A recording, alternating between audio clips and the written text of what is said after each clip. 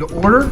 I appreciate everybody being here. If your calendar is like mine was this last weekend, you are ready to take a little bit of time off this afternoon or this evening or this week. So we will move through our agenda efficiently, effectively, giving everything the amount of time that we choose to do. But ultimately, season's greetings. Happy holidays to everyone. I appreciate everyone being here. Council members, I know how busy your schedules are. And again, thank you for making this a priority and making this all happen. Take a moment to silence my cell phone. Encourage everyone else to do so as well. And we will move into our schedule of business. So with that, we'll begin with an invocation from our fire chaplain, Archbishop Anthony Slater, as well as a Pledge of Allegiance. Sir, if you would. Thank you, Mayor, Mayor Pro Tem, and Council, and all staff. I would ask you with heavy hearts tonight. We've lost one of our generals on yesterday. If you don't mind, I would ask for a moment of silence in the prayer, as well as Apostle Newsom. Edwin Newsom has gone on to be with the Lord. And let us pray.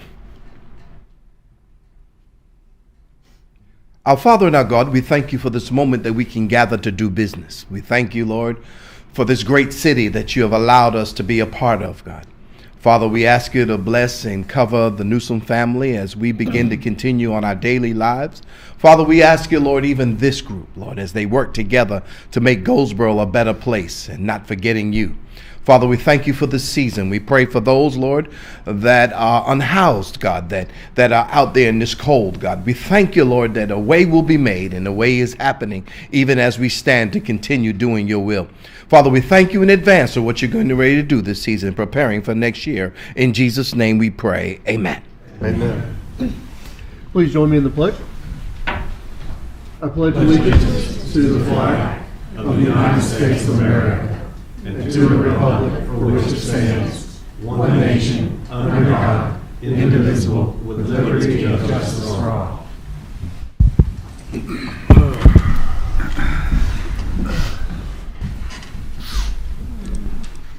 All right, Madam Clerk, if you would please conduct a roll call. Mayor Gaylor. Present. Mayor Pro Tem Jones. Present. Councilman Boyette. Present. Councilwoman Taylor. Present. Councilwoman Matthews. Present. Councilwoman Weeks. Present. Councilman White. Present. All right, all present and accounted for. We will move to section 3, an adoption of the agenda. Is there, Mrs. Getz, is there a modification to the agenda under presentations? Under presentations, yes, Okay. sir. Then under presentations, it is requested that we please add a resolution in memory of the gentleman, Vaughn. Yes, Mr. Newsom, Pastor Newsom, who passed yesterday. I'm starting over my words right now. We'll work on that too, but that'll be item 4.4. Mr. Livingston, is there any other changes from staff? Not that I'm aware of, Mayor. All right. Well, council will entertain a motion to approve the agenda as modified. So move. All right, motion's been made. Is there a second? Second. All right, motion's been made and properly seconded to approve the agenda as modified.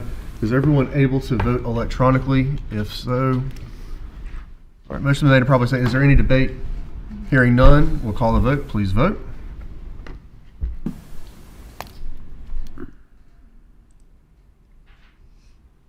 All right. All having voted in the affirmative, we have an agenda. So with that, we will roll directly into our recognitions and presentations. Mr. Livingston, I believe we have two presentations from our commissions, correct?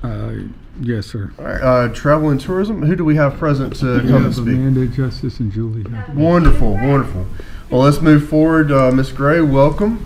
Ms. Justice, I see you back there as well. We'll begin with item 4.1 on our agenda. Hello. Hello, Mayor and City Council. I am proud to be here, and as the chairperson of the Travel and Tourism Board, I would like to present what Goldsboro Tourism Council, what we have been able to do in this fiscal year. Just click through. There's a clicker. Oh, sorry about that. You're fine. All right, so our missions and goals is to enrich the quality of life and encourage economic development by promoting travel and tourism in our community. Development of Goldsboro and Wayne County as a unique travel destination. And being that I was born and raised here and a native, I can say that is so. Ooh. All right, we meet every fourth Wednesday jointly with the Wayne County Tourism Development Authority in the Travel and Tourism Conference Room, located at 119 North Center Street in downtown Goldsboro. Goldsboro Tourism Council is appointed by the City Council and is comprised of 3 hoteliers, 3 citizens, and interested tourism, and 3 ex officio officers. It's appointed by the county commissioners, the Wayne County Tourism Development Authority, and is comprised of 12 members. A third of the members must collect occupancy tax, half of the members must be active in the promotion of travel and tourism, and 2 ex officio officers. What do we do? The Travel and Tourism Office works with area hotels, attractions, events, festivals, and other visitors related to organizations to implement programs to increase business travel, leisure travel, sports travel, agritourism, military-related travel, and visiting of friends and relatives traveling into Goldsboro, thus increasing the economic impact of the visitors in this area. So our 2025 victories, one of them was the Cycle NC. We had 750 cyclists from 38 states, plus Canada, Scotland, and England. One of the youngest riders was 12 years old, and one of the oldest riders was 88 years old. They rode an average of 67 miles per day. Estimated economic impact, 250 riders spent the night in our hotels at an ADR of $95. That equals $23,750 in hotel revenue. According to the Pacer AI, cyclists averaged $83 in food purchases. So it was 750 riders times $83. So that's $62,250. The estimated economic impact of just this group alone was $86,000 to our community. And here's a few pictures of them camping out at the hub downtown in Goldsboro, and also at World Travel Beer, and enjoying Brick's Pizza downtown. Another 2025 victory is Visit Goldsboro Wayne County won the Platinum Marketing Achievement Award in the Special Events category during the North Carolina Travel Industry Association Conference. We partnered with 57 Marketing to create a video campaign for the Wings Over Wayne Air Show. And here is the award, and we're going to play that video now.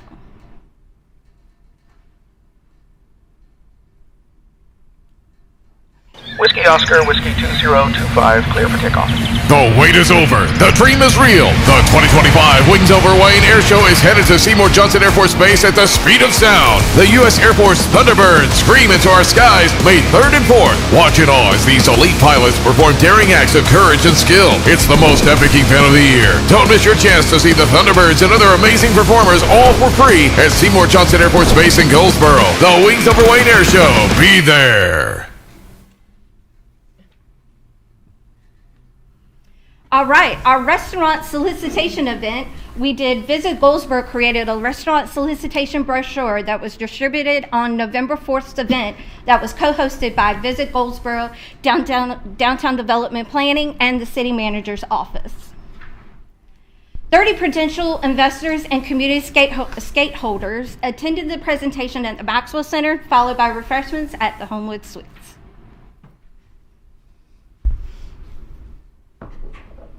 All right, and here is a few of the pictures of that event, of the food and the hors d'oeuvres that Homewood was able in the presentation at the Maxwell Center. What do? We fulfill 3,000 plus inquiries annually, maintain the visitor center, sell Totally Fly merchandise, bring in travel and media writers into the area, and personal visits to the welcome centers. We distributed visitor guides, brochures, and flyers to 13 welcome centers, area visitor centers, museums, attractions, and other tourism offices. And we belong to 4 tourism-related associations and currently serving on 3 of the statewide boards. We also attend legislative receptions, correctional visits to promote the tourism industry, and we participate in travel-related trade shows, and we coordinate monthly civilian tours to Seymour Johnson Air Force Base. What do? We promote attractions. We promote festivals and events. We also recruit and promote sporting events at the sports complex. And the results, domestic visitors to Wayne County spent $207 million in 2024, a 2.3% increase over 2023. 1,273 jobs in Wayne County were directly attributed to the travel and tourism. State and local tax revenues from the travel to Wayne County amounted to $13.72 million. Y'all have any questions? Council, what questions do we have for Ms. Graves, the chair of the Goldsboro component of our travel and tourism efforts? I'll just offer this. In the last couple of meetings, we've discussed our Parks and Recreation Master Plan, and we've discussed how incredibly vibrant our park system is and the draw that it pulls in. I'm just speaking for myself on this one, but ways that we can leverage these assets and then also be able to help pull funding back to these assets I think is going to be critical. The Bryan Multisports Complex being able to, I know we're not allowed to call it Quidditch, but whatever it's called, like, you know, the Quidditch, yeah. The different events that the team has been able to pull in over there, that place is always busy. In addition to the local clubs and the normal Parks and Recreation activities, and I want to be able to. I'm saying this publicly now, us in the county, we want to be able to work together to ensure that those facilities remain high quality and to be able to expand the offerings and to be able to then promote them as draws to our city and our county. Mm-hmm. And I appreciate the work and the cooperation that's happened over the last year for doing that, and I look forward to expanding it in 2026. And we look forward to it as well. Council, any other comments, questions? All right. Thank you so much. Well, thank y'all. Thank y'all very much. Have a great night and Merry Christmas. You as well. All right. Now let's move to item 4.2. Mr. Livingston, any brief or intro on this, or just roll directly into the Mayor's Committee for Persons with Disabilities? I think we can roll right into it, Mr. Mayor. Perfect. Who will be coming forward to present? Ah, lovely. Come right on. I don't want to steal anybody's Mayor, thunder. There you go. Mayor Pro Tem, council members, good evening. I'm Wanda Beckton. I currently serve, at least until the end of this month, as the chair for the Mayor's Committee for Persons with Disabilities. Just as a reminder of what we are a committee that conducts activities designed to promote the well-being of people who are identified as having disabilities. We are composed of 16 members, and we are considered the largest of the city councils or the city boards and commissions. So just to remind you of what we do, you see a list of things over to your left. The goals of our committee are to promote the establishment and improvement of rehabilitation and recreational facilities, and I'll talk a little bit more about that toward the end. Support and promote legislation advocating issues of interest for persons with disabilities, and advising the City Council about the goals, recommendations, and activities of the committee. And here you can just see a word mash of all of the various things that we are a part of. So in offering community support, the Mayor's Committee for Persons with Disabilities supports other community organizations by volunteering time, resources, and support. Some of the photos that you see here are The individuals there with their fishing gear, we help to support by supplying supplies to Wayne Opportunity Center so that they could participate in a fishing trip. And then at the bottom there, we participated in a day at the park where we gave away a whole lot of Mount Olive pickles. And they kept coming back for more. It wouldn't be Wayne County without, would it? That's exactly right. And we were supporting our businesses as well. We also conduct a lot of education. We take every opportunity available to us to educate the public on various topics concerning or related to disability awareness. We've included educational materials in our Goldsboro newsletter, City of Goldsboro newsletter. We try to highlight various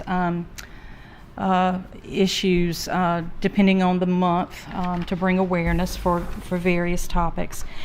Some of our members have spoken at many civic organizations such as the New Hope Brewerton Club, the Kiwanis, Rotary Clubs, Goldsboro and the Three Eagles. And we educate them on specific topics. I know I was given the opportunity to speak to the Brewerton Club, and I talked about vision and hearing issues, especially in young children. We do maintain a Facebook page, and we have updates concerning various awareness days and local activities. One of our favorite activities, of course, is the How K Plunk Awareness Walk, which is held the first Wednesday in May of every year. Again, this is to raise awareness, advocate, and celebrate those who are living with disabilities. It is one of the largest events that we have that is attended. We engage hundreds of attendees and volunteers. We recently celebrated our 28th year for our walk. We had, at least what was registered, we had 360 attendees over 3 counties, and 12 organizations were represented. Again, we had other volunteers that did not register, so that number may have been a little bit more than that. And here are some pictures that you can see of some of our attendees. We also have a band from Caswell Center that comes and has played for us as well, and it's always a joy to have Rock Creation participate in various things that we've done. Another one of our events is the annual awards banquet or celebration. It recognizes community-nominated persons and businesses that have either overcome their disability or have gone the extra mile to serve or work with people with disabilities. It highlights the National Disability Employment Awareness and Inclusion Month, which is in October. Categories are the Mayor's Trophy, the Employee of the Year, Employer of the Year, and Committee Member of the Year, and the Most Accessible Business. Because of some interruption for this year, we did not have that, but we will be bringing that back in 2026. We also advocate for inclusion. We worked with the City of Goldsboro's Public Works Department to identify and repair issues in sidewalks that were considered hazardous for individuals with diverse capabilities. We worked with the City of Goldsboro's engineering and planning departments to create additional diverse handicap parking accessible to folks downtown. So we were very, very happy that they were able to work with us and to listen and help us with some of the things that had been identified. Some of the uneven pavement was corrected. I think the last time I spoke, I had shared a personal situation where one of my aunts visiting from out of state had tripped and had quite a spill, and so I'm personally very appreciative that that was addressed. And to end this, the biggest highlight of our accomplishments this year is our inclusive playground. Yay! The Mayor's Committee for Persons with Disabilities spearheaded several fundraising initiatives to fund various activities throughout the year and future projects, including lobbying our state representatives and finding grants, the most important being for our inclusive playground. We partnered with Trillium and the City of Goldsboro leadership, and the playground is finally 95% complete. We still have a few things left to do, but we are anticipating by the end of this month those things will be taken care of. It is located at North End Park. I encourage any of you, if you're by that way, to stop and see it. As I said, it's not completely complete, but we're looking forward to it, a ribbon cutting being done sometime in January, maybe early February, depending on how the weather holds out. Our committee meets every third Thursday of the month from 12 to 1 in the large conference hall right here at City Hall. Our liaison department is Parks and Recreation. Our advising department is Community Development. Our ex officio is Council Member Brandy Matthews. And again, I just encourage you to check out our Facebook page. I look forward to the things that they have coming in the 2026 year.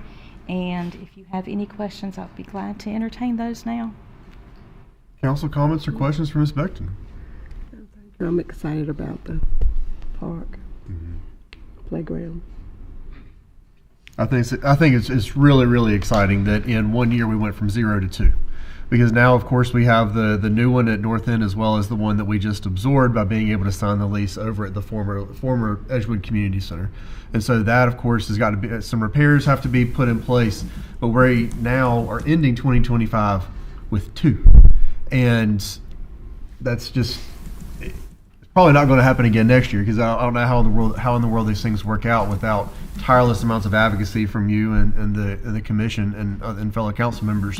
But it's a pretty good year, and really do appreciate also the work that you and the commission were willing to do when council was interested in pushing something back to a committee to be able to get advice on handicap parking and where some different things need to be, being willing to offer an opinion, and then allowing the city manager to bring back a properly baked plan for council to then be able to look at it. So thank you for the work that you're doing, and even though maybe in a different capacity, I look forward to doing more of it in 2026, with you and the other members of the commission. And I do want us to just give a special thank you to Crystal Fuller. She has been very, very supportive. Council, any other comments, questions? All right. No, thank you so much.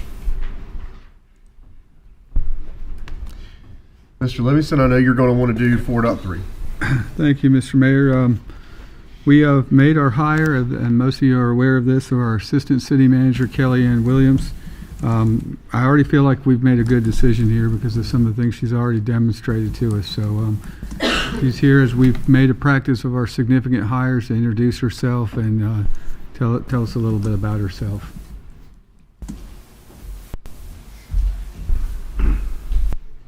Good evening. Good evening. Good evening, Mayor Pro Tem, members of council, staff, of course, and the public. I'm really encouraged to be here.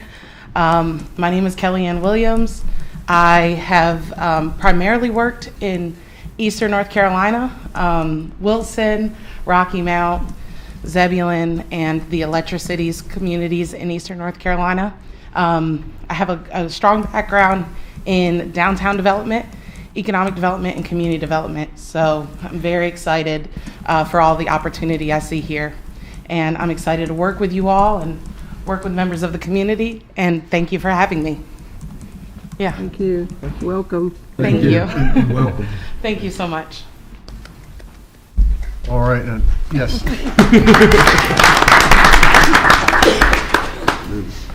I know the council has had opportunities and will have more opportunities to be able to go up and down the dais and have one-on-ones. I think that's is really, really helpful to get to have a frank conversation with someone and just kind of start building that rapport and that relationship. It's important that we all have that. So thank y'all for making time for it. Welcome, and thank you for joining the team. Thank you. Now, we'll move forward to item 4.4, which is a resolution for Apostle Von Newsom. I believe there are two members of the family, Mr. Goldsby and Mr. Yelverton, I believe, are present. If y'all just hang out for just 1 second, what we'll do, this is a resolution, so it will have to be voted on by council. I will present the resolution. I'll read out the resolution to council, at which time we would then entertain a motion to adopt the resolution as read. So with that, Resolution 2025-104, a resolution in memory of Apostle Edwin Von Newsom. Whereas Apostle Edwin Von Newsom, a native and lifelong resident of Goldsboro, North Carolina, faithfully devoted his life to serving God, strengthening families, and uplifting the city of Goldsboro and surrounding communities. And whereas Apostle Newsom was the founder and senior visionary leader of Impact Church Goldsboro, a ministry birthed out of decades of faithful pastoral leadership and a deep commitment to building people and impacting the city. And whereas Apostle Newsom was a licensed real estate broker whose entrepreneurial vision and commitment to community revitalization inspired the Redemption Buyback and Build Up community development project aimed at restoring distressed properties and strengthening neighborhoods throughout the city of Goldsboro. And whereas Apostle Newsom was the devoted husband of Dr. Catherine Newsom, a loving father of Edwin Devon Jr., Kayla Joy, and Emmanuel, and a cherished grandfather exemplifying strong family values, integrity, and servant leadership. And whereas Apostle Edwin Von Newsom faithfully lived out the divine mandate on his life to build people, impact the city of Goldsboro and the surrounding areas, and advance the kingdom of God, leaving an enduring legacy of faith, empowerment, and community transformation. Now therefore be it resolved by the Mayor and the City Council of the City of Goldsboro, North Carolina, that the Mayor and City Council extends its deepest sympathy and heartfelt condolences and formally honors the extraordinary life, distinguished service, and exemplary vision of Edwin Von Newsom, whose steadfast commitment to faith, family, and community left a lasting and indelible impact on the City of Goldsboro. This resolution shall be in full force and effect from and after December 15th, 2025. Council, is there a motion to adopt this resolution as presented? So moved. All right, motion has been made and properly seconded. No, I Made made it. Made and then properly seconded. All right, perfect. With that, is there any debate? Hearing none, we will call the vote when it pops up. All in favor? I'll tell you what, mine is not popping up. Mine went.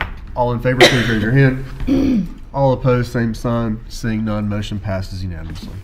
So with that, Mr. Goldsby, Mr. Yelverton, if y'all would. There's some members out there too. What? There's some church members out there. Okay.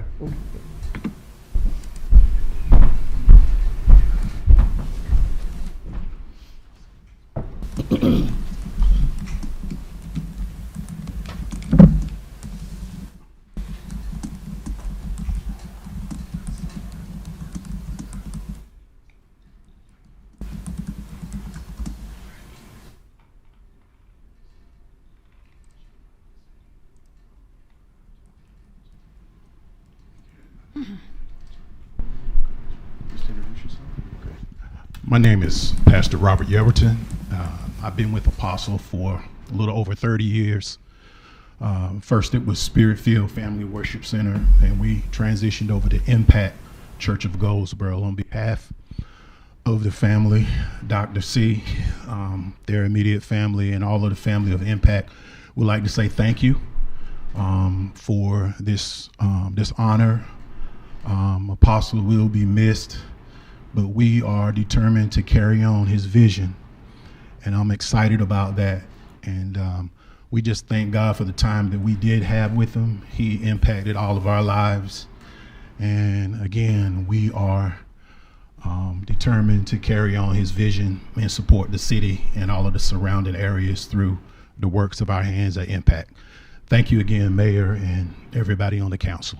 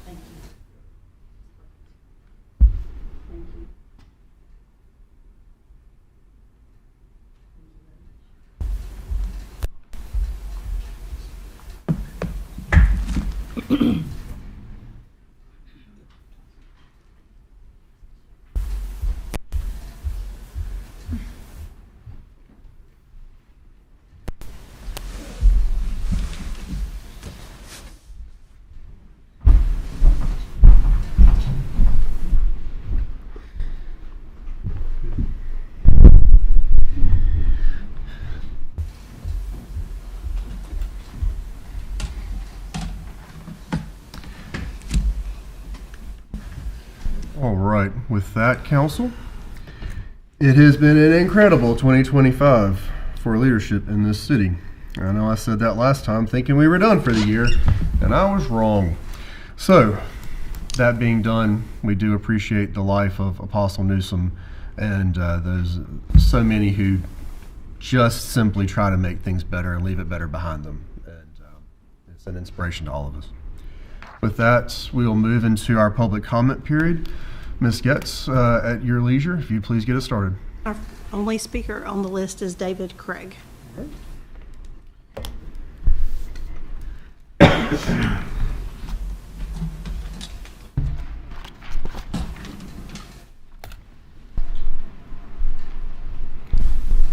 Good day to you all. You want to wait for me? No. Oh, go. Well, they already started. No. We'll restart it. We'll start. Yeah, let him get past that one. That way I'm not standing in front of you. And there is a copy for Mr. Lawrence as well. I know. Mm-hmm.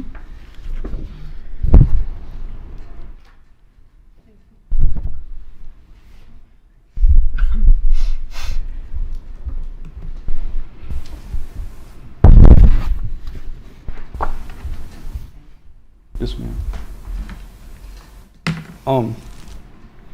The handout that I gave is really not the comments that I'm going to share with you today. That's some information or proposal that I wrote up. I want to thank the mayor as well as the city manager for scheduling an appointment to meet with me to discuss some things that I care about concerning our city government. Upon really thinking about it, I did not want to be, I didn't want anything that I was saying to be misconstrued. Not that you would do it purposely, but sometimes, when you're passionate about things, that tends to happen. So what I decided to do was put it in writing. And I would really desire for each of the city council members as well as Mr. Lawrence to read what I propose. And it's fine if you don't agree with it or whatever. I'm just at a point where I want more from my city, but honestly, until you who lead the city are better, I don't think the city's going to get better. Now, that isn't to say that the city hasn't gotten better, but what I'm talking about is some great change. So with that being said, please read that and, contact me with how you all want to proceed or not want to proceed.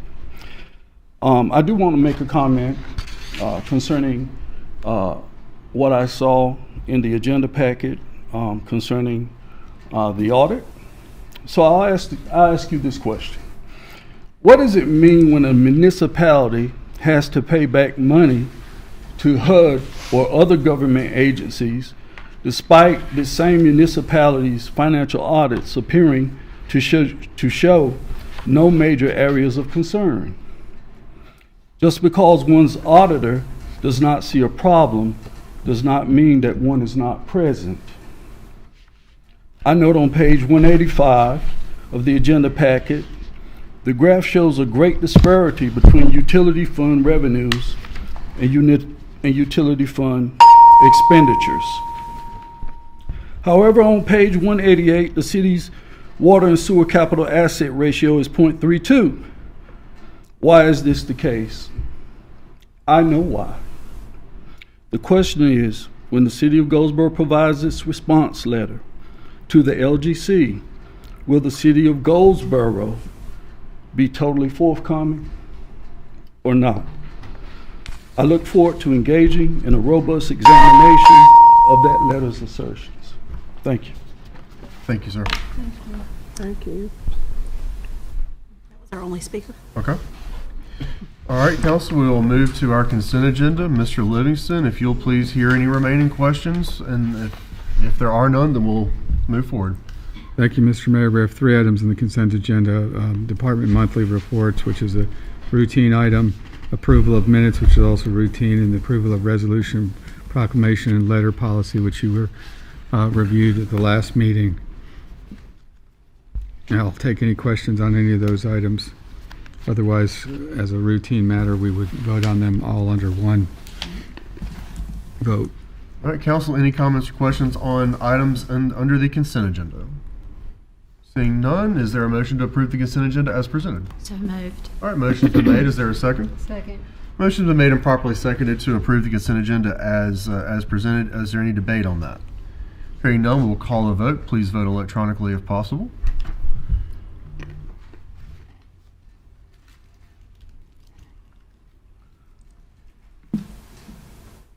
All right, all votes having been cast, motion passes unanimously. Consent agenda is approved. As you'll see, there are a lot of things that kept on old business. I think that is for somewhat self-explanatory purposes. With that, let's move directly into item 7.1. Mr. Livingston, if you'll get us going. Okay, thank you, Mr. Mayor. We have Crystal Morphus here. She's going to introduce her business development services report. She's with Creative Economic Development Consulting. And I don't know if, Kelly, you had any immediate remarks beforehand, but she's here to present that tonight. Oh, it's April. I'm sorry. There you go. I stand corrected. Good evening, Mayor Pro Tem, and Council. I'm here to reintroduce Crystal Morphus. She's the consultant with Creative Economic Development Consulting. And back in August, you approved her work to create and develop a business development framework and plan for development services. And so part of that work was to engage with members of the community, with staff, and also to engage with you all. And that's the last piece of the puzzle. So today she will do a review of her draft, receive any comments you may have, but she will also offer one-on-one conversations with you as the final piece of just receiving comments as we think about how we grow and develop businesses in Goldsboro. So I will allow Crystal to come up and speak. Good to be back in front of you. Thank you for some time on the agenda. Give an update on this planning process, but then also ask for your feedback. As April said this evening, I'm glad to accept your comments, but then through the city manager's office and through April, we'll offer some individual time with you as well to respond to this draft so that we can get to a final draft and staff can get moving on it. So this is a slide just to remind you of the scope of work. When I was in front of you just a couple of months ago, walked through that scope of work. We started off with some alignment. This is with current efforts in the city as well as current planning efforts. We then did some broad engagement with your allies in business development, so downtown and economic development and the different allies and organizations that support the city's work in business development. We also incorporated best practices from other municipalities in this state and other states, and you'll see some references in the draft to policies and programs in other best practice cities. Then we worked on the development of the framework for the strategy and reflected upon that with our planning committee, which included city staff, manager, the mayor is on that planning committee. We have some draft performance measures, and we're here at this phase of the draft strategic framework to share with you. So these are the three goals that all the strategies fall under. We kind of did a takeoff on your be more, do more, see more with invest more, grow more, prosper more, just as a framework for business development. The first goal is really about building capacity and resources within the city to support business growth, and I'll talk more about each one of these. The second is around space. Whether you're a one or two person shop or a 100 employee company, you need space for your business. So that's really under goal 2. And then the third is to communicate the city's advantages for businesses to start up and grow here. So it's that promotion, marketing, and communications piece. Under that capacity building, The strategy is around staff and resources to support not only businesses but your development allies. Goldsboro has a pretty strong infrastructure of organizations and agencies that support community and economic and business development. And so part of the city's resource development is to make sure that you are supporting their work and communicating and liaisoning with them. So the first, I won't go through each of these in detail because I heard the mayor's first comments about brevity. This is, well, I wanted to make sure that we got to these things. There's a lot of questions. This is important things. This is the first time that, at least that I can recall, that the council has made such a deliberate investment in trying to make sure this ecosystem exists. So believe me, we're not trying to push you out of here. So I'll stay until about 7:30. Is that good? Maybe not that. I'll go through this, but welcome the interruptions and questions along the way. The first is about designating the assistant city manager to oversee and guide so that you've got some leadership focused on and guiding this strategic framework. But really the implementation is going to be with the Director of Development Services. And designating that position as the main liaison for business in the city. You can think of it as a business liaison or ombudsman, but anybody in Goldsboro should know who their single point of contact is for business development. And within the city, we talk about having a culture of no wrong door. So if someone shows up at one city office, they know, oh, this is the place where you need to go. It's not you're trying to do a round robin to figure out where you need to be. So really being that business liaison. And directing a business forward culture in the city. So there are several action steps around customer service and other types of training, so that really the departments that are involved in business development, so think of all the planning and review processes, that they really have that mentality of a business forward approach to their work. You have some infrastructure already in place with the task forces, the neighborhood task forces that some council members have been involved with. We talk about strengthening those and expanding them for more engagement in neighborhoods so that neighborhoods have a direct input into city planning initiatives to understand how to hear from them how they want their neighborhoods developed. And a little bit later I'll mention activity nodes in different neighborhoods. And then the last bullet on this slide is really investing into systems that will help streamline the process for business so that they feel that they are working at an expeditious pace through all the permitting and procedures they need to get started up and get operating. Also under that capacity building is really having the city act as the leader in building a collaborative.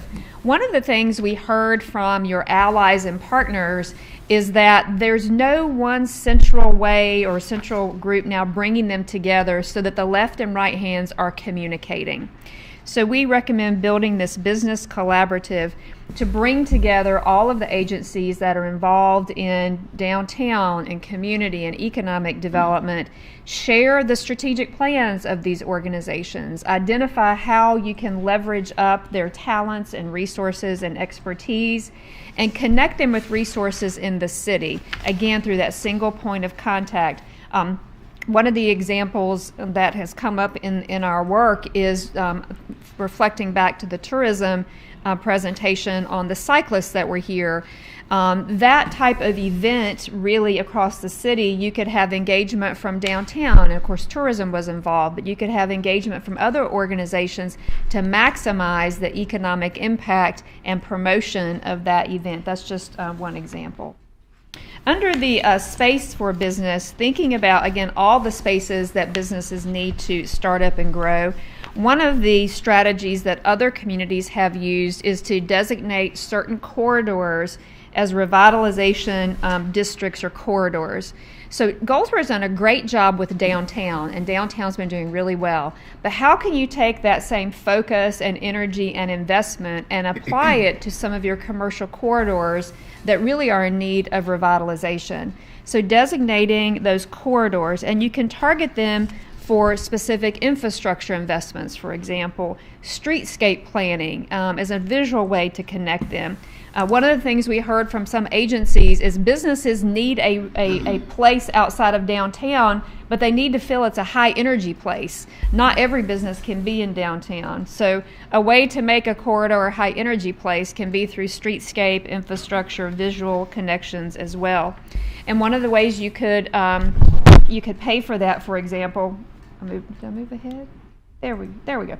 One of the ways to pay for that could be considering special assessment districts. Some areas use those. I mentioned neighborhoods and working to better organize neighborhood engagement and feedback. One of the things you could do is to look at activity nodes in neighborhoods. These could be small areas of commercial and business development.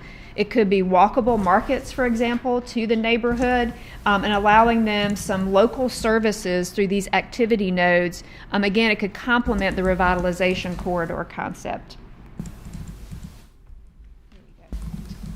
Creating additional space for business to start up and grow in the city.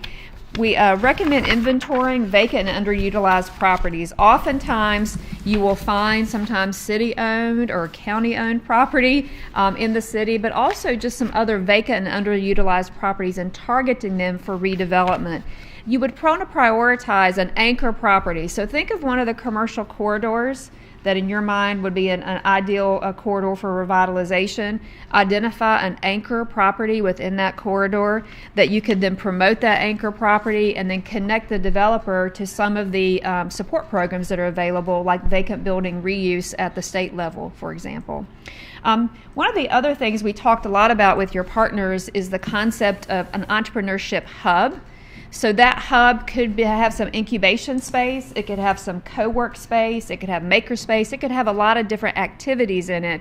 One of your ideal partners for that could be the community college. Sometimes in other places, community colleges take a leadership role, and it could be a public partnership between several organizations. So the city and the community college, maybe the county and others could come together to support the concept of an entrepreneurship hub that would really spark business startup in the city. Under, again, space for business, thinking about grants and incentives about how to finance that. One of the things we asked the city to consider is repealing the business license fee. That only generates about $40,000 in revenue for the city. Sometimes it can be viewed as a negative. Ever since that was dropped at the state level, fewer cities actually have a business license fee today, but then replace it with something that would encourage a redevelopment, for example, like a dilapidated building ordinance or some encouragement to have businesses start up, especially if you're thinking about those revitalization corridors, again, trying to activate other areas around the city other than just downtown, which has done very well. Other things you can do is to change eligibility requirements for city programs so that in the revitalization corridors, maybe there's a lower threshold for investment or more grant or loan or incentive programs available. Also giving some priority to businesses in those zones or in the activity nodes. We do cite some new incentive tools the city may want to consider. For example, Hickory has a really good incentive tool package that includes even landscaping matching grants that help with beautification in certain corridors that they've targeted for revitalization. And then we do cite a program in High Point that invests in the community, in neighborhoods. Again, when we were thinking about activating neighborhoods and engaging neighborhoods, that community grant program in High Point is one that we would like for you to explore. Under the promotion and communication, you have to tell folks that Goldsboro is a great place to do business. You know it is, but you have to communicate that externally. And so we recommend kind of taking off from your tagline and using that in marketing and promotion. Just for, again, this purpose, we said invest more, prosper more. But you could have a marketing agency take off on that tagline for business development.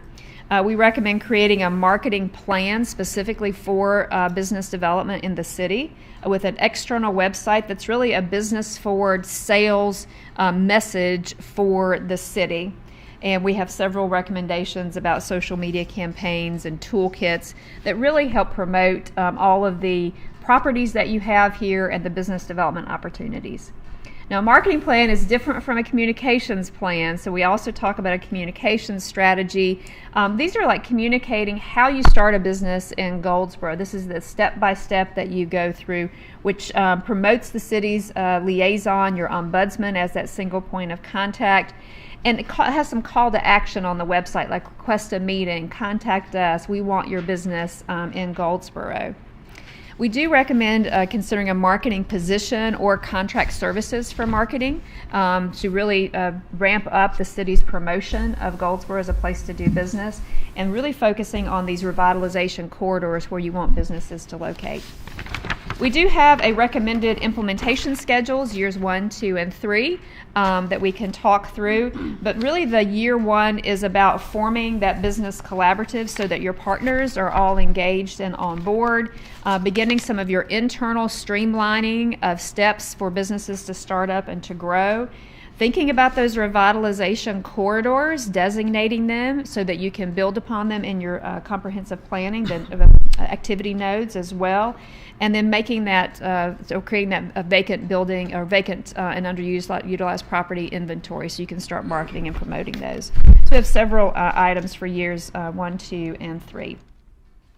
We do have draft metrics as well. How are you going to measure this strategic framework and how effective it is? Well, you ask the people that you're working with surveys with businesses, surveys with your allies, with real estate developers to give you feedback so that you can continue to iterate on this and improve. You can actually measure the city's brand awareness with business. So you can measure it today as a starting point and measure it 1 year, 2 years, 3 years out. Are people using your programs? Are they using your toolkits? Are they downloading your toolkit on how to start a business in Goldsboro? Are they accessing your incentive programs, your grant programs? And then, of course, the ultimate measure is whether you are getting more investment, especially in the areas that you've identified and focused on. So as we've said, I will appreciate and welcome any questions and feedback this evening. And then I will work with your staff to offer all of you meetings with me to give individual feedback. Maybe you want to read it and digest it some more. After we receive your feedback, we'll create a final draft, final report that will circulate to our planning committee, and then we will finalize it. You guys will adopt it, and staff is eager to get to work on it. So with that, I'll be glad to take feedback tonight, answer questions. The council obviously want to make sure that everyone has the opportunity to digest this before you have your only chance to ask questions. But is there anything for now? There's a lot of, this is going to be a reading intensive period of time for us. This is a really important plan. Even the pragmatics of revoking the business licensure requirement, but then having a vacant building registry or something like that requires to maybe offset that revenue. Being able to look at how we engage different pockets of our community, geographically speaking, to see what their appetite for redevelopment in certain areas is. Being able to do things that, again, is respectful of each piece of the city. So I'm going to stop talking. Is there anybody that has anything to add or questions for this evening? Seeing none, we look forward to being able to schedule the series of one-on-ones or phone calls, Zoom, however you choose to do it. Mr. Livingston, I'm sure that you'll be coordinating those things over the next few weeks. And thank you again.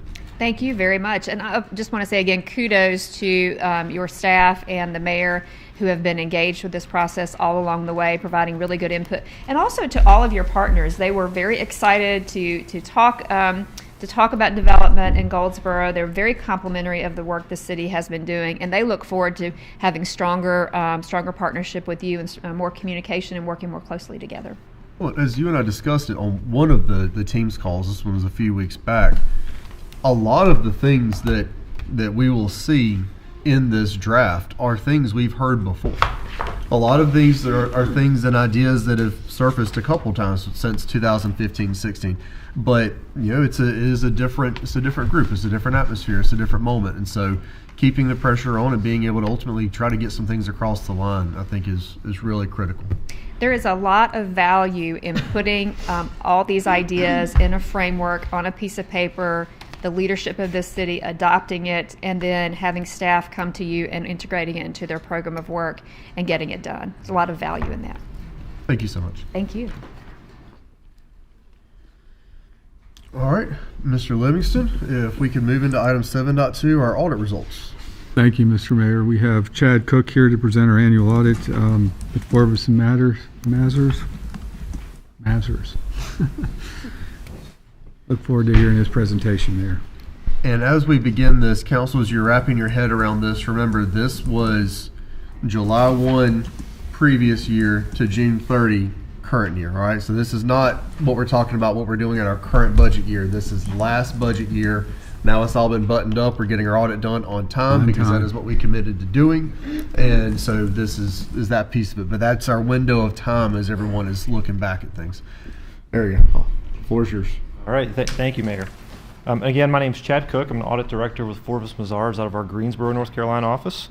I've got a presentation tonight really to walk through, as the Mayor just mentioned, the June 30, 2025 financial statements. Our audit was conducted in accordance with a few standards, and so you may recall from prior years, based on the level of state and federal funding that the city receives, you may require compliance audits in certain years, either a state compliance audit, a federal compliance audit, or both. This year, we did have a state compliance audit, so because of significant funding received both under the Powell bill, which is a recurring annual allocation from the state, but also state funding related to the Mount Olive Pickle Company plant in fiscal 2025. We had some additional procedures to perform there this year. And so, as you can see, our audit was conducted in accordance with auditing standards generally accepted in the United States. We also conducted our audit in accordance with government auditing standards because of that significant state funding this year, as well as the audit manual for governmental auditors in North Carolina. There was no uniform guidance or federal compliance audit this year because the federal expenditures for the city did not exceed $750,000. So no compliance procedures performed related to federal dollars. As a reminder, the purpose of our audit is to obtain a reasonable rather than absolute assurance about the financial statements, and we're issuing an opinion that indicates the financial statements are free from material misstatement. We also consider the city's internal controls over financial reporting and compliance during the course of our audit. And though we do not directly express an opinion on their effectiveness, we are required to report to you all if we come across any significant deficiencies or material weaknesses in the internal control processes. Happy to report this year we did not have any significant deficiencies or material weaknesses to report. Moving on to the next slide. Again, we've audited the financial statements as of and for the year ended June 30th, 2025, and we'll be issuing unmodified opinions on those financial statements, unmodified or clean opinions. This means we found the financial statements to be fairly presented in all material respects. One thing we do like to point out, there is some other information included in the financial statements that we do not directly report on. That's made up of the required supplementary information, and others. So within the financials, there's a lot of stuff, 200 pages long. Our opinion does not cover like the statistical information, demographic information, things like that. They're at the back of the financial statements. Certainly anything that's in the supplementary information that's financially related, we will tie to the financials and make sure it's fairly stated. But we do not directly provide an opinion over that statistical or demographic information. All right.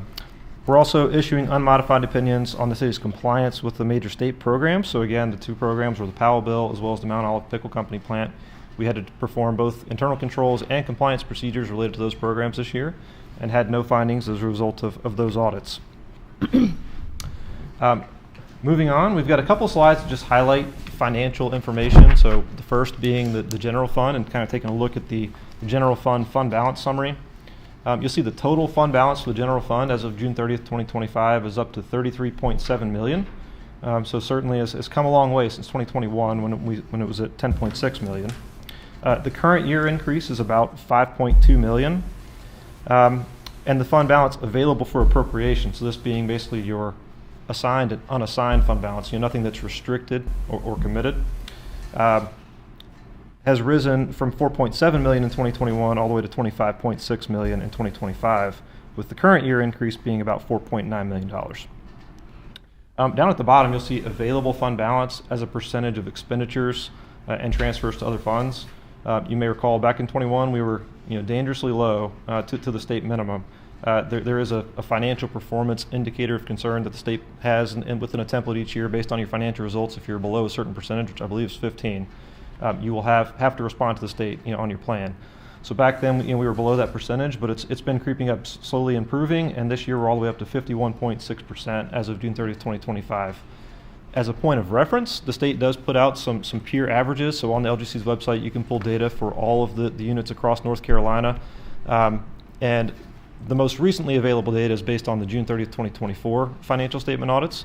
And you can see the peer average for municipalities in North Carolina that have more than $10 million in general fund expenditures and also do not have an electric component is 57.7%. So getting very close now to that average, still slightly below it, but certainly trending in the right direction there with the general fund. This next slide is really just kind of a graphical depiction of that, but you can see over time, the top being total expenditures, the yellow line, and then the blue being the fund balance available for appropriation. So certainly expenditures are increasing over time, but the fund balance is ticking up there with it. Moving on to the utility fund summary. So this is the utility fund on the budgetary basis, so your water and sewer activities. Revenues increased from back at the beginning of this slide, $19.8 million back in 2021 up to $25.8 million in 2025. Expenditures this year were just under $19 million on the budgetary basis, and working capital has climbed to about $38.2 million. That consists of current assets, excluding any restricted cash, minus your current liabilities. This next slide, again, is just a graphical depiction of those figures. So you'll see at the top, that's working capital, which has continued to climb. Revenues on the budgetary basis have been increasing, but the expenditures have been increasing right there in line with it. Other required communications. So this is a lot of information, but essentially, if we were to come across any unusual policies or methods, or if there were disagreements with management, we had to have consultations with other accountants, maybe things that we disagreed on the way that the presentation of something in the financial statements, or if we just encountered difficulties in the audit, we would be required to report those. A lot of language here that just says we have no matters that are reportable anywhere there. The only thing we do note on this slide, significant accounting policies. Within note 1 to the financial statements, there was a new accounting policy implemented in fiscal 2025, which was GASB 101, related to compensated absences. I won't do a deep dive on it, but basically the GASB changed the way the compensated absences are being accounted for across the board. And so all units were required to implement that as of July 1st, 2024. It was a lot of work for the finance team, just going through the new model and performing the calculations. Ultimately, we determined the way that the compensated absences have been reported in the past were materially correct, and so there were no changes that were needed. Just a lot of work going into proving the fact that it was an immaterial adjustment there.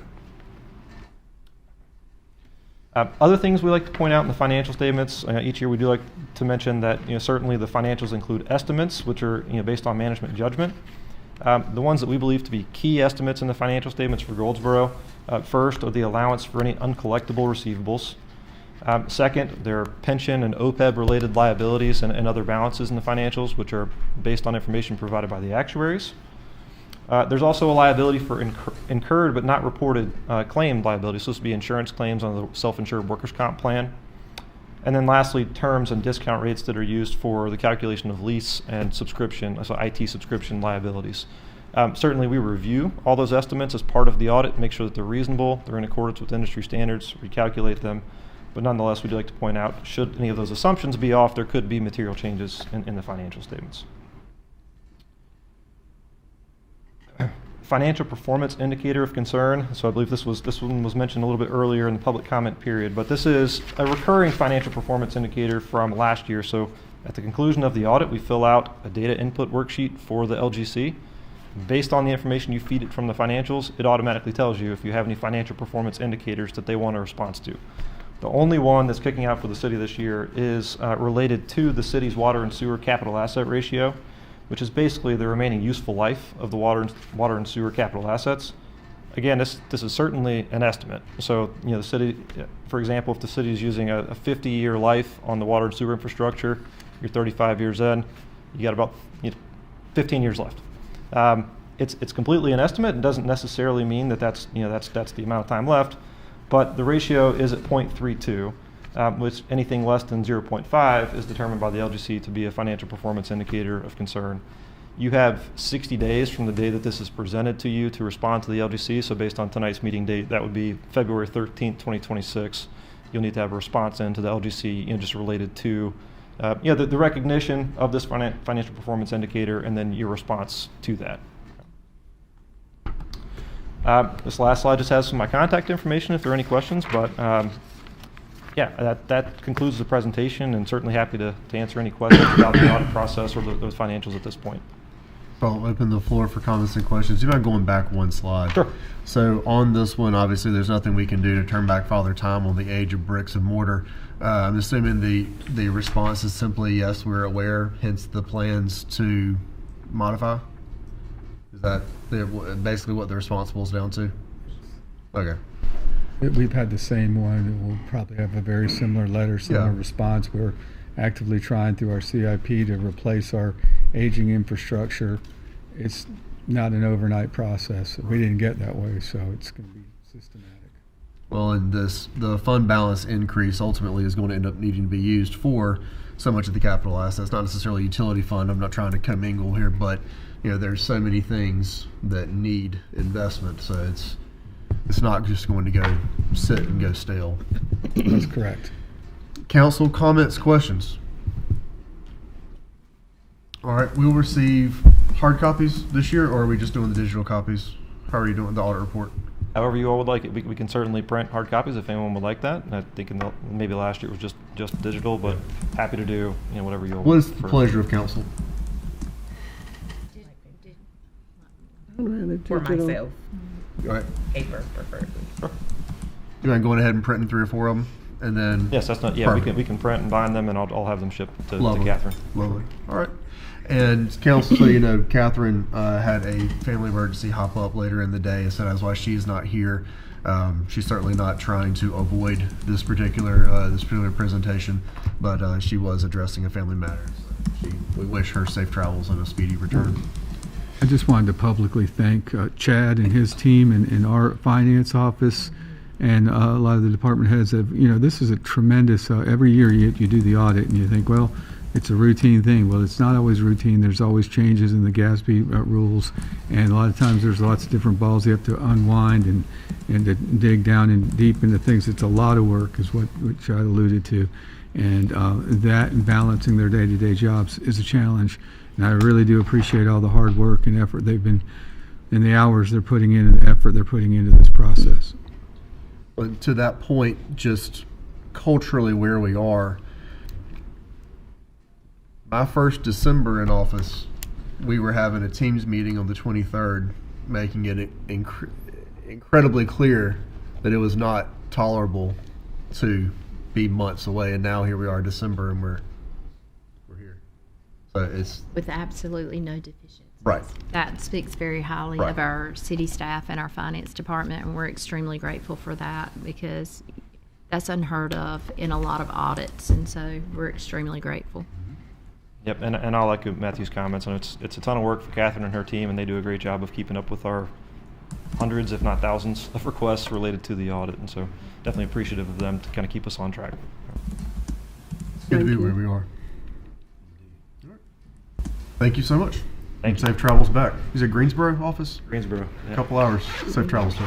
Thank you. All right, let's move to item 7.3. Speaking of things that are very expensive. Yes.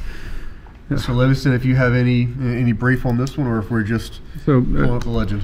What this is we've moved close to $1.9 million into a fund to go ahead and start working on the basis of design report by our consultants to get our 30% design, so that we'll get an idea of the cost for the upgrade to the wastewater treatment plant. And so that's what item 7.3 is. We're asking for approval of the basis design report for the reclamation facility upgrade. So council, this is something that in concept we have discussed many, many times before this evening, but wanted to make sure there was an opportunity for any remaining discussion or simply a motion to approve. Are there any questions of where we are at this time from council? Hearing none, is there a motion to approve the resolution as presented? So moved. All right. Second. Motion has been made and properly seconded to approve the resolution approving the funding as presented. Is there any debate? Hearing none, please vote electronically if possible.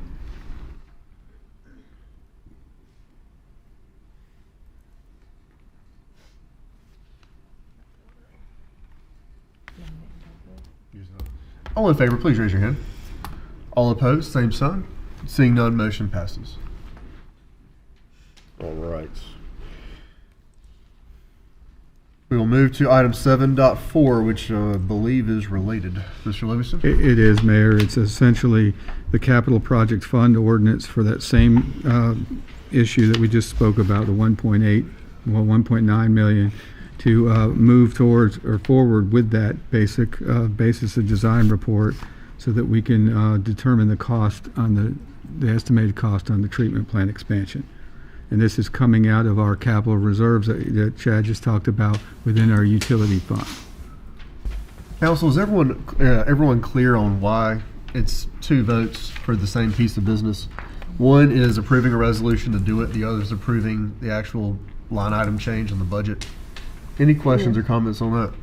Okay, just making sure everyone's clear as we can be on that. Is there a motion to approve the ordinance as presented? So moved. All right, motion is made. Is there a second? Second. Motion's been properly seconded. Is there any debate? Hearing none, please vote electronically if possible. If not, please just notify. All right, all having voted, motion passes unanimously. All right, now let's move to item 7.5. That's right? Yeah. Item 7, Mr. Livingston. Thank you, Mayor. This is the ordinance amendment that we had discussed at the last meeting.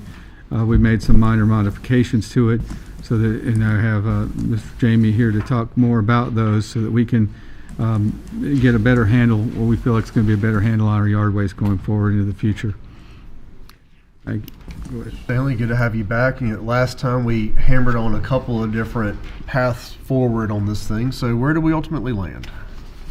Well, I kind of wanted to make some tweaks, so we made some tweaks. And given how the marketplace functions and how much contractor work we have, we've decided to focus on limiting the size of the loads to 4 cubic yards and identifying only single residential properties.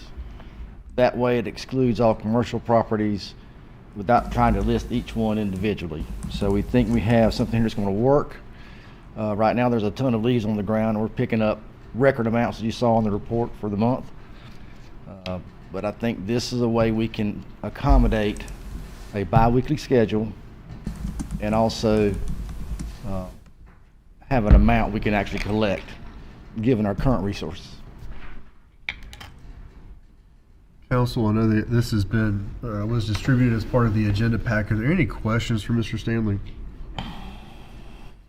So ultimately, the limitation is going to be on volume, and if it's a general residential or a single-family residential property, regardless of who is cutting that grass, it's not an issue. We're just focused on size, right? That's right, because I mean, frankly, I think about 80% of our residents have hired landscapers now. It's not a do-it-yourself city, but we still have to make sure we take care of the original intent here, which was the do-it-yourself homeowner.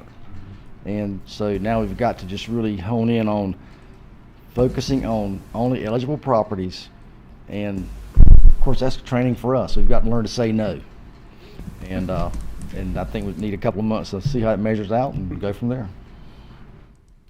Council, last chance. Any other comments or questions on this ordinance amendment as presented? All right, hearing none, is there a motion to adopt the amended ordinance as presented? So moved. All right, motion's been made. Is there a second? A second. Motion's been properly seconded. Is there any debate? Hearing none, we'll call the vote. Please vote electronically if possible. All right, all votes having been cast in the affirmative, motion passes unanimously. Thank you for your work on this. Thank you all so much, and obviously we'll be tracking it very closely. Thank you. Thank you. I don't have any Yes, sir. Yes, sir. About what we just voted on, but I do just want to ask: did we send the and it should be self-explanatory. But have we sent the message out to the businesses? And the only reason I ask that because I've been riding past a couple of businesses, and in my mind I say, well, we ain't gonna pick that up, right? You know what I'm saying? I'm just being honest. You know what I'm saying? I don't know if they got the message or not, so that's why I'm asking. What's the plan now? Because it's official now.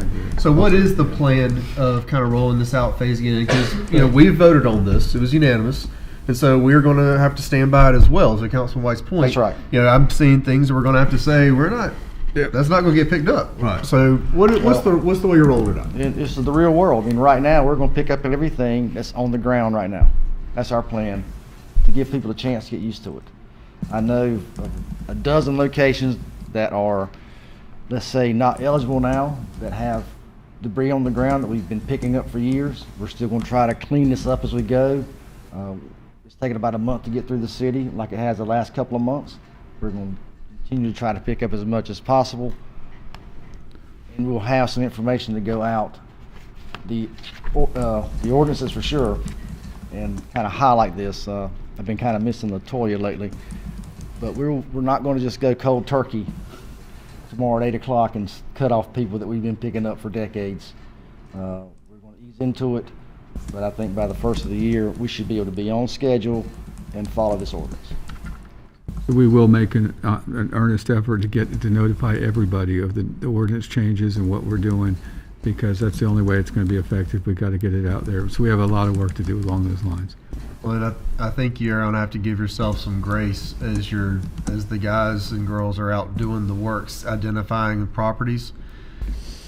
Probably not just doing a Facebook post on this one. I think we're going to have to, even though it's going to take them a little while, have some post-it notes in the truck and say, I got to make sure this one gets a letter. Well, we have some information we can hand out, Yeah. but we really want to do not just Facebook, but put it on our the city's website, and maybe next month's water bill mailer. Yeah. Get it out accurate, because it's probably the most effective way to get a message out. Well, and even with the water, I get it. I mean, this is going to be a phase thing. If the tenant is a general commercial tenant and a landlord-owned property, especially some of them, the water is part of the lease. So the people actually they're generating the waste never see the water bill. So whatever you got to do, you have our support. Send in letters. Right. We may blow the postage budget on this one, but it's important. Of course, we know everybody. We've been doing this for a long time. We're good about customer service. We take a lot of calls. We will process what we need to process, and we will be proactive in trying to take care of everybody that we're supposed to. Council, anything else, Mr. Stanley? Well, I do have something, but it's not related to this. It is related to what he does. First, I want to thank you so much for working so hard with the North End area and getting the trash picked up over there. But there was another concern, and I was trying to follow up, and that was the sewer and the water. Yes, ma'am. That street's had an issue with the sewer line before, and I talked to my buddies over in distribution and collections, and they did go address that issue. Okay. They were familiar with that line. Okay, because they were saying that they could not find it. Well, I'm not in charge of distribution and collections anymore. Okay. That's public utilities, but I talked to Donna, and they were going to go look at it. So if there was something we could do, they did it. If not, it must be a private issue. Okay. All right. Thank you. And we'll follow up after the meeting as well. Just make sure that way you're able to give constituents very specific information. Sure. Yeah. Perfect. Okay. Thank you. Anybody else? Yes, sir. So that transition is complete now with the reorientation of distribution collections under. Starting July 1st, it's been in place. Okay, good. The transition was right at the fiscal year beginning. Of course, now they still operate out of our facility. Their offices there and their equipment's parked at Public Works, but they do report all the way through Burt at Public Utilities. Now. Okay, thank you. It's not been an issue whatsoever. Good. All right. Anything else? Going once, going twice, 3 times. Thank you. Thank you. Yes, sir.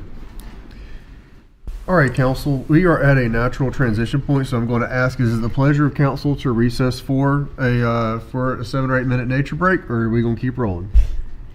Everyone, all right? All right, then we'll keep rolling. So with that, let's move to new business, item 8.1. Mr. Livingston. We're not going to take care of 7.6. We were on. I'm sorry. We're on You are, 7.6. we could move ahead. No. Let me get back to it. I have an old copy, excuse me. Boards, I had that one under new business. Our next item is 7.6, which is review of City Hall and Council safety proposals.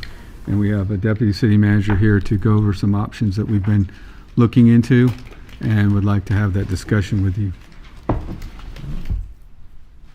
Kelly, if you Actually, may. Mr. Livingston, that was, I just simply have an old copy of the agenda.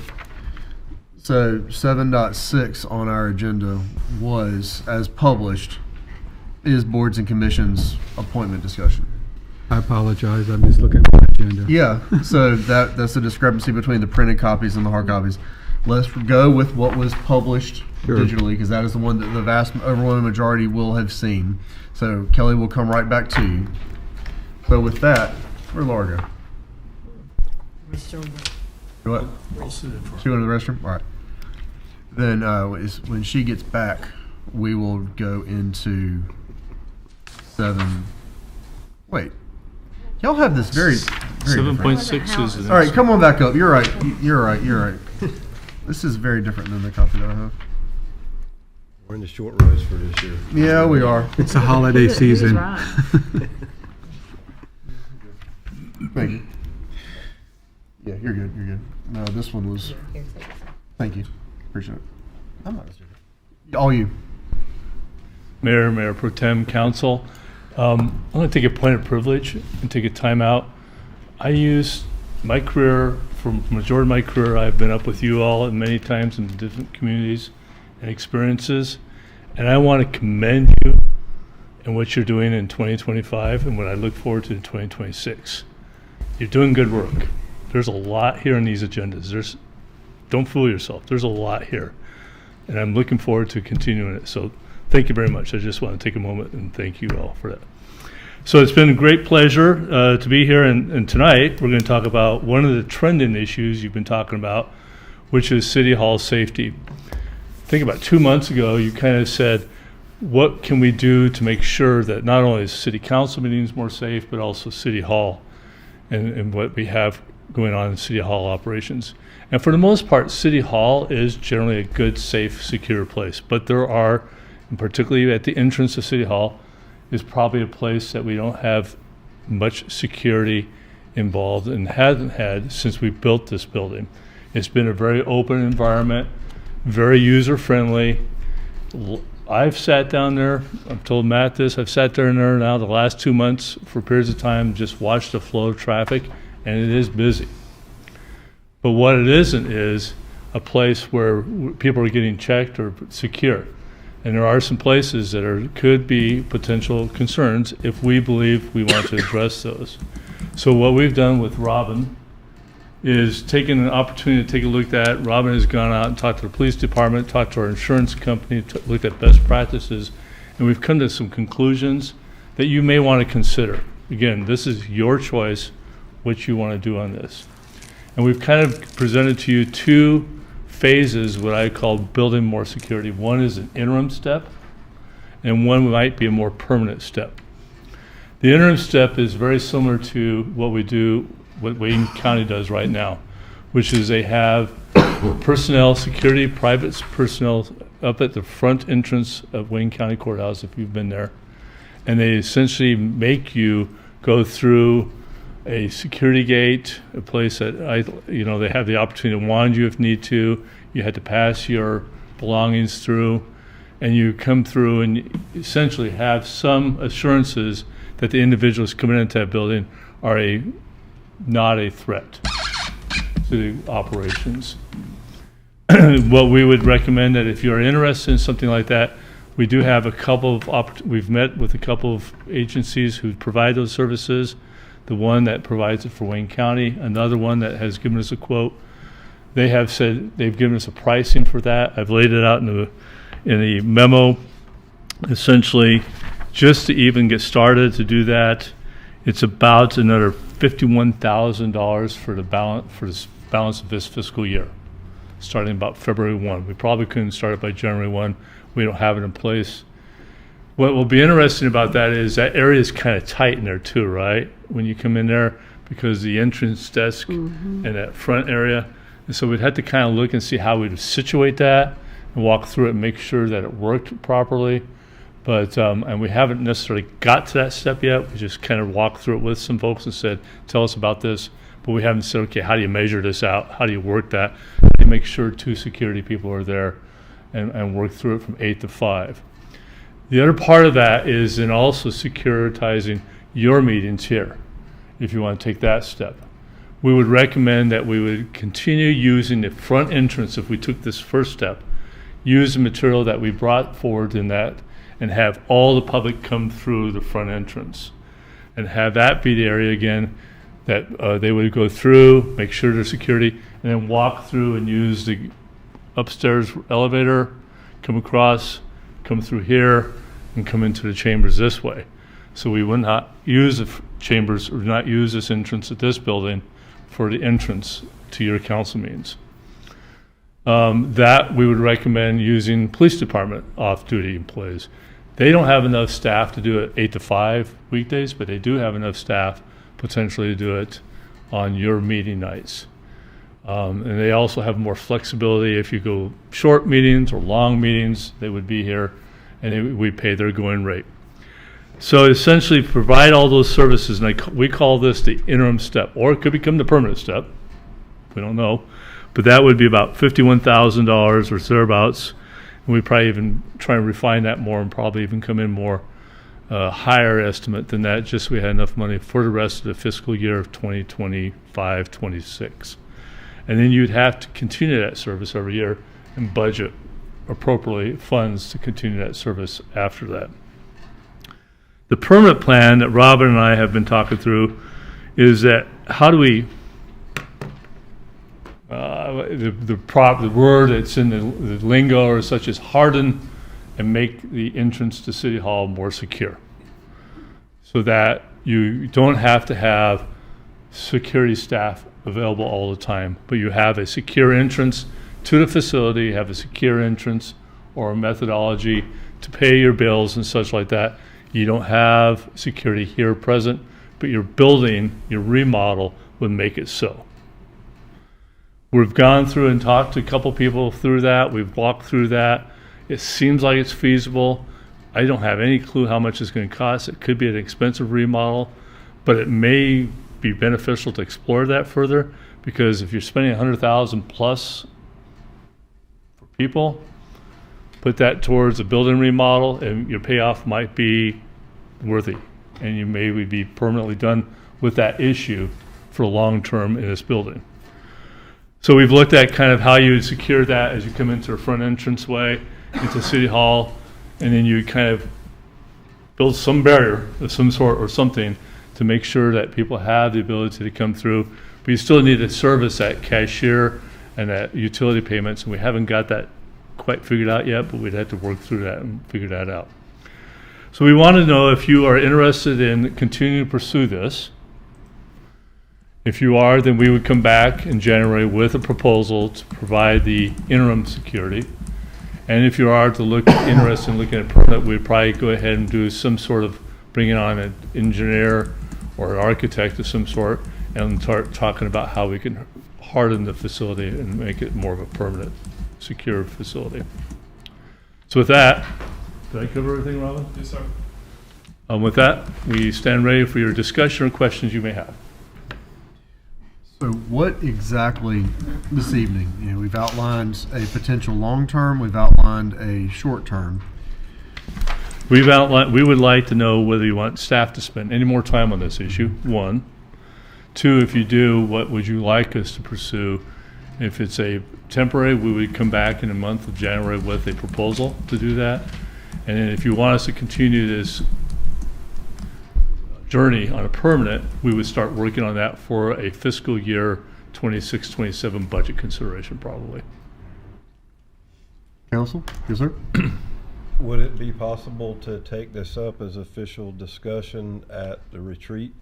It would be one question and then another statement of my opinion.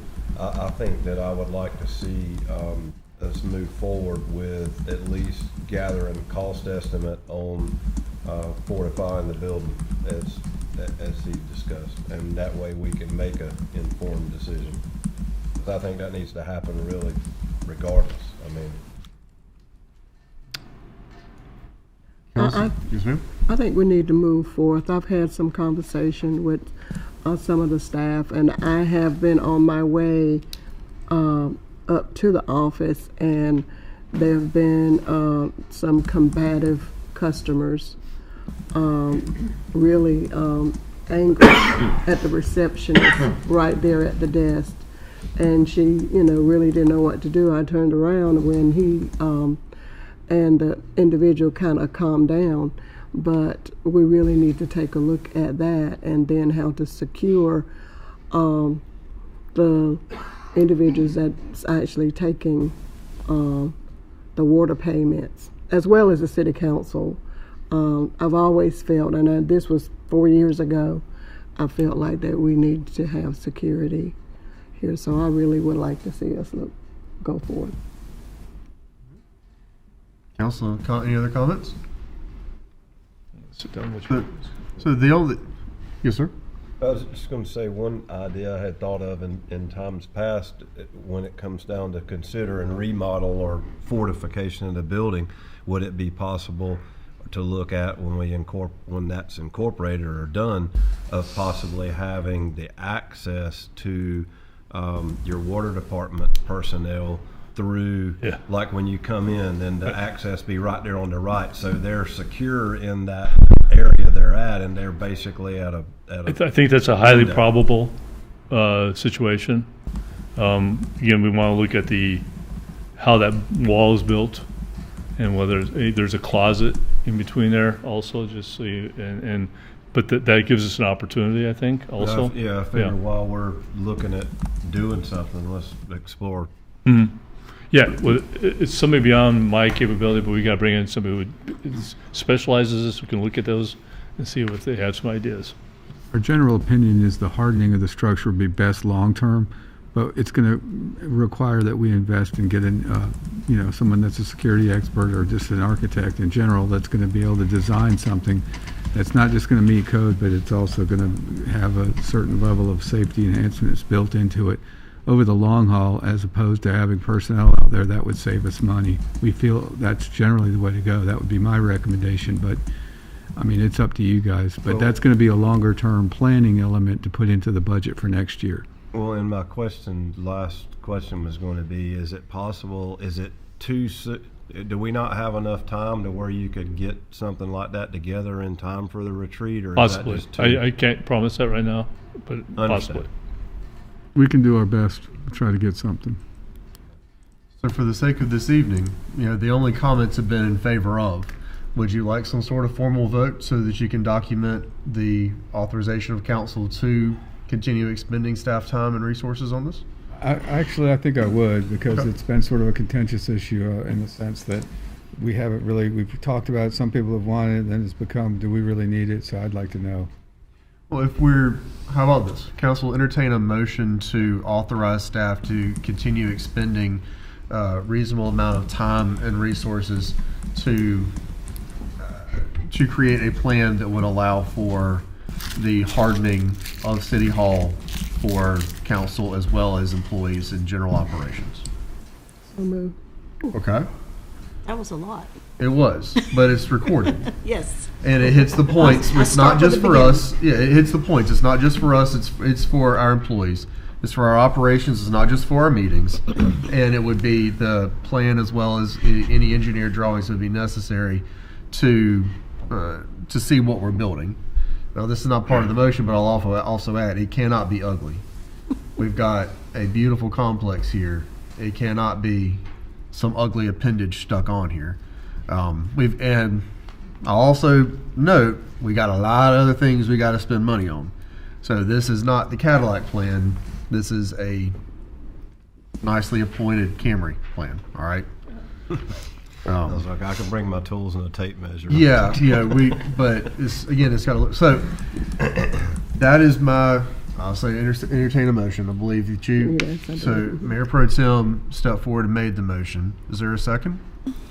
I'll make a second. All right, motion's been made and seconded. You'll have to go back and get it from the record, but I didn't put a specific dollar figure on there. I think council understands, the staff understands, this is not authorization to spend $100,000. This is authorization to build a plan. Understood? Everyone generally clear. Is there any debate on this? All right, seeing none, we'll call the vote. Please vote electronically if possible. All right. All votes haven't been cast. Votes are in the affirmative.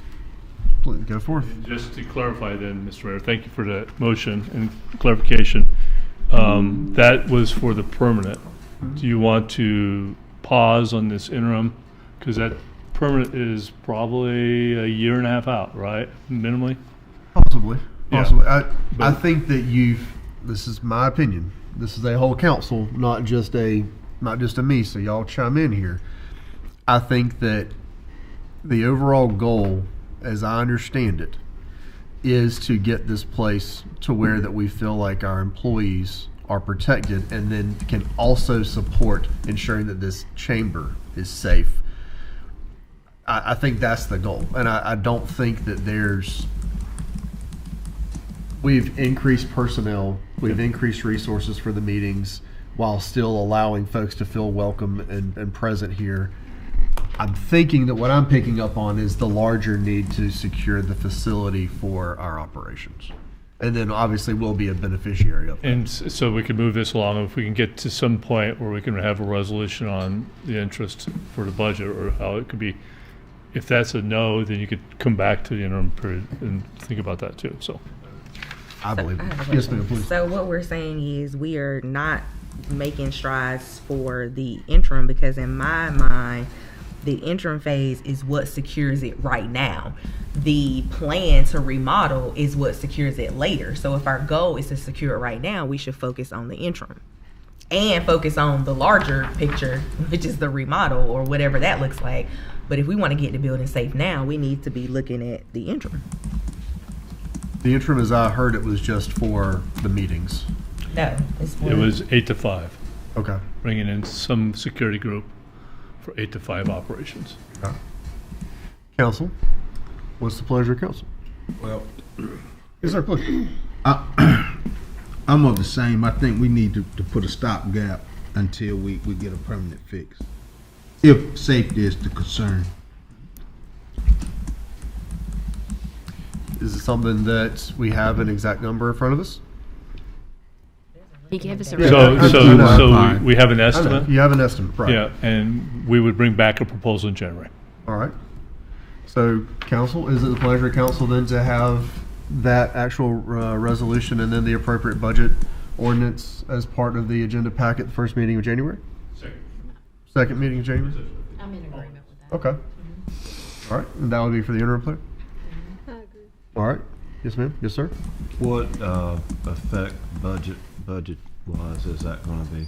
Well, Just on current? You know, obviously we don't have that budget in this year's budget year, but we would do a budget amendment to make it happen. From general fund? Yes. You're not talking about a whole fiscal year. You're just talking about a few years. I mean, Our new fiscal year will start. it may be that we could identify funding somewhere for that amount, but likely we would probably just use fund balance, just because we had a contingency fund. I don't know that we've tapped into that or not, but we can look into all the options, but we would have to do a budget amendment. That's the bottom line. Well, that was going to be my question, is do we have anything in contingency left at this point? So we didn't have to do anything with general fund if we don't have to. That would be our first. We would look closely at the existing budget to see if we could identify funding opportunities. If not, we would go to fund balance. Thank you. All right, so we'll look forward to an actual resolution and appropriate budget, corresponding budget ordinance at the second meeting in January. Yes, sir. All right. Thanks. Thank you, everyone, for your work on that. It's been a long conversation, but it needs to be done right. Yes, ma'am. I'm not trying to interrupt you, so we don't have to finish that motion or anything where there was a first and a second May. For that sense, we just rechanged it or whatever. We took a to vote. the interim. Yeah. I meant for the interim. Mhm. We can't. Okay, now it was my understanding that we took a vote that we wanted to move forward. We really didn't discuss how we were going to move forward. Is that correct? We did. So the Okay, and then it was talked about we should do interim. So that motion is okay because we talked about we were going to move forward. the motion that I articulated was for the longer term. Let's get a proper holistic plan, plan in We place. need the interim one. Council has certainly verbalized the desire to move forward on an interim plan. We've given direction to the manager. The actual resolution would then be voted on at the second meeting, unless if anyone wants to make a motion asking staff to formally create that resolution, we certainly can. But I think the desire of council has been articulated. And then obviously before funds are truly committed, there would have to be a proper vote. Yeah, I don't feel like there's a need to know. I'm good with that. Okay. All right. Thank y'all for trying to keep everything on the rails. Yeah. I appreciate that. Thank you for listening to me. All right. Having done that, let's move to item 7.7. And correct me on this one. There were two that asked for more time, planning and CCRD? Yes, sir. All right, perfect. So those two do not need to be discussed this evening. Obviously, any questions can be asked. But the rest, we'll pull up the model resolution. I've also Please. I've also added a resolution, proposed resolution for new members and then members who will be leaving their boards, offer of appreciation, but that is in your folders. And then in the resolution, I did remove the Commission on Community Relations Board until they've met on Wednesday, and then the Planning Board till they meet at end of the month. Perfect. And for clarity on the planning board, there was an additional application that they desired to consider, and I think it's appropriate to give them the chance to do that. Yes, sir? So do we just need to vote on the amended resolution as presented? Is that? I want to make sure that we are all looking at the correct It really wouldn't be an amendment because it wasn't posted. It was Okay. only handed to council. Okay. So it would just be a regular resolution. And there, just so council is aware, there are also on your chart that's in your folder, there's two absences that were recommended for removal on the tourism board, just so that you're aware. Okay. I have a question. Yes, ma'am. So I did notice that the community relations and the other group didn't have any recommendations. However, as much as we want to get this done, looking at this, there were applicants whose first choice was to be on community, the Relations and Development Board, and they were placed on their third choice by a board that had met and made the recommendation. So me personally, I don't want to make any recommendations or decisions because I would like to honor people's first requests as much as we can, and then that will also allow us to fill more vacancies. So for example, if I may, LaToya Stallings' first choice was the Community Relations Board, and she was she was recommended to the Recreation Advising Commission, which was her third choice.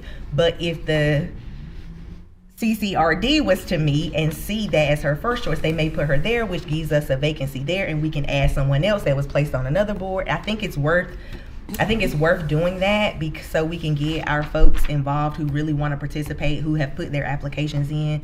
So I'm recommending that we just wait until we have all of the commissions submitted their recommendations, because the other reason is I'm missing something. On the resolution that was provided to us. Yeah, can I use yours real quick?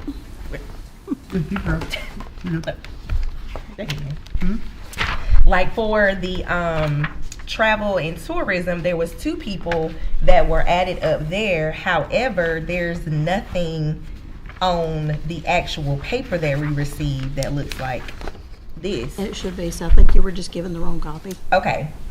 Because I'm looking at Edward Davis, which was his first choice, and he's a hotelier, and I say that word wrong, I think. That was his first choice, and then of course Alicia. But I see someone who's second choice, so I say all that to say. Well, and I apologize for interrupting you, but Mr. Davis, he's already on that board as part of the county part, so part of the TDA. So he's still basically on the board. He's just not on the county part. He's on the city part. I mean, city part instead of the county part. So I need to update one of these. Yes, ma'am. Tell you what, let's go ahead and continue our conversation. But given that there are two, Ms. Getz, are there any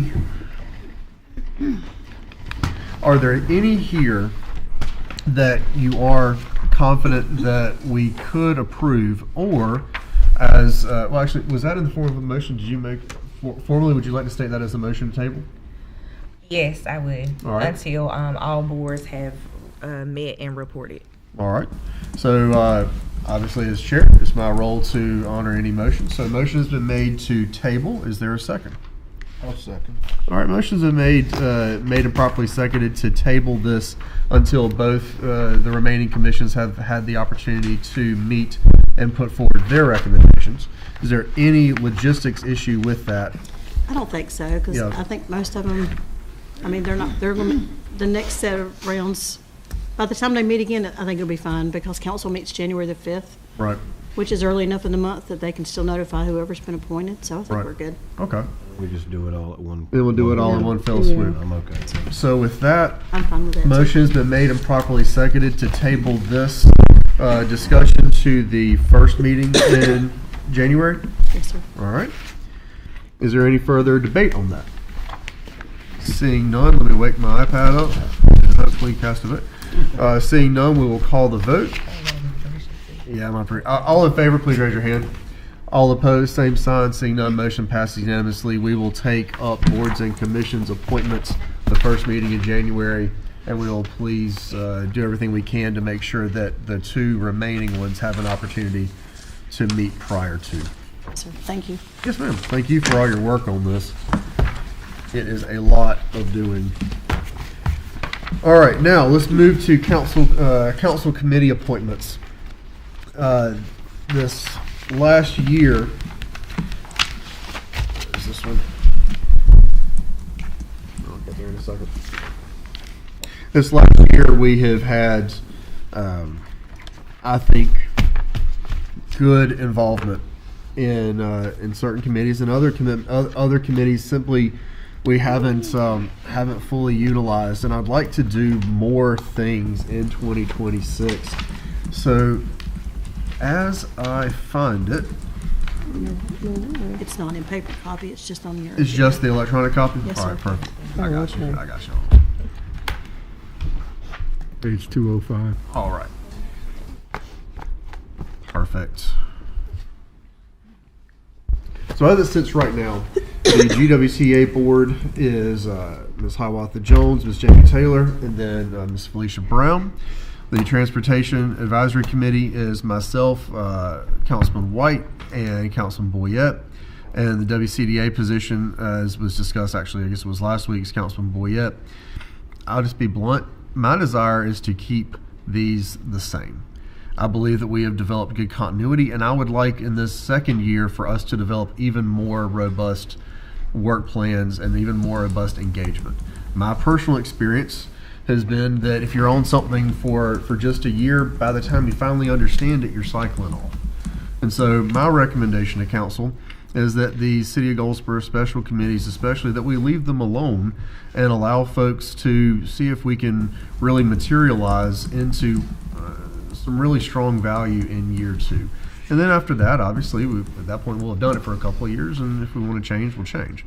But that is just a recommendation. There's certainly nothing binding to that other than simply my opinion. So I'll open it up to council for any requests or also opinions.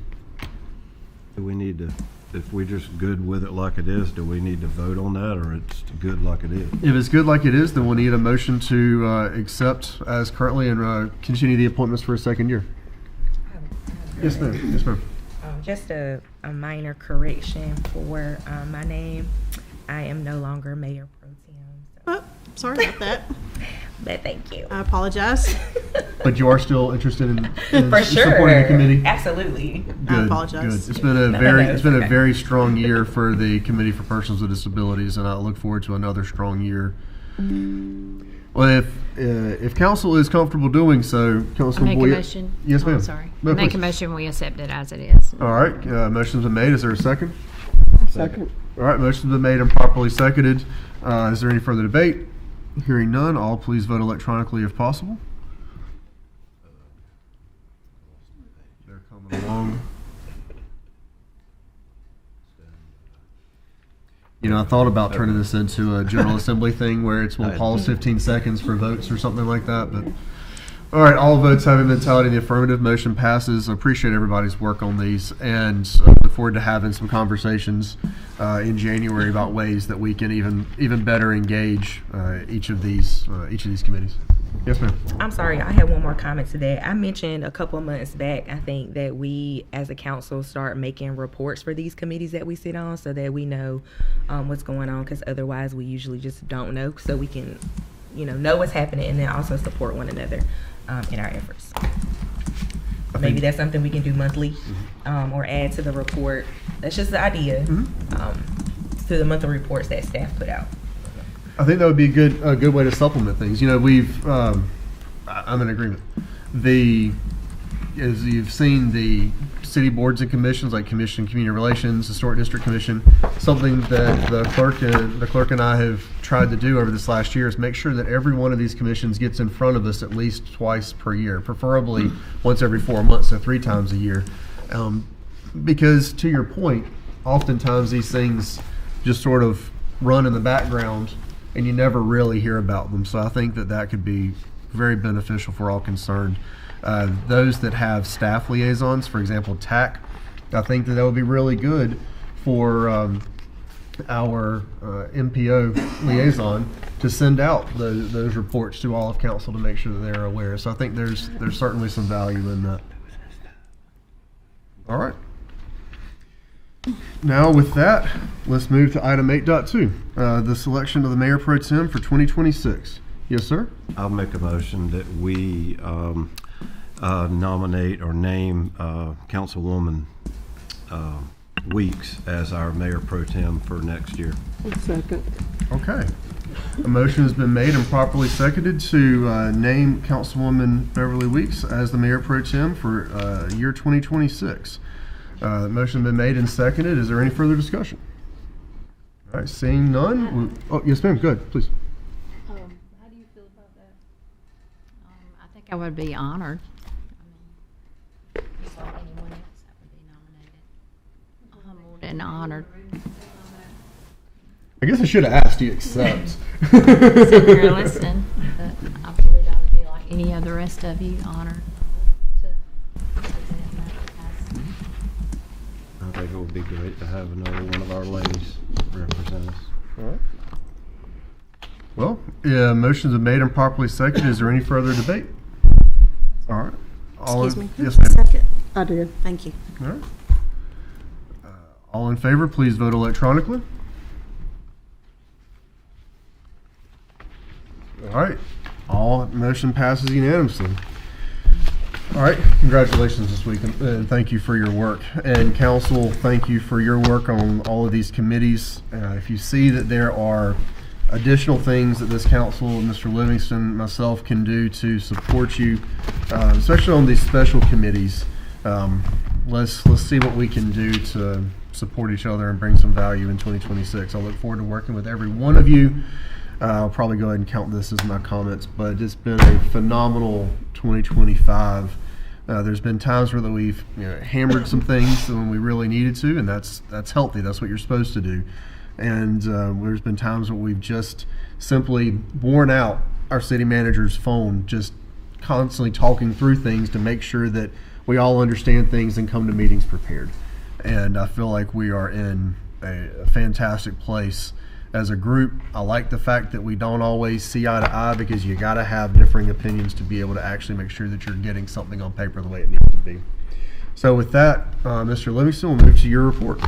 Thank you, Mayor, Council. I'd like to start off my manager's report with some good news. I told you this last week, but I think it's worth honoring or mentioning again, and that is that the City of Goldsboro was recognized for the Dick Schramm Community Relations Award for the Best in Air show, so that's quite the accomplishment there.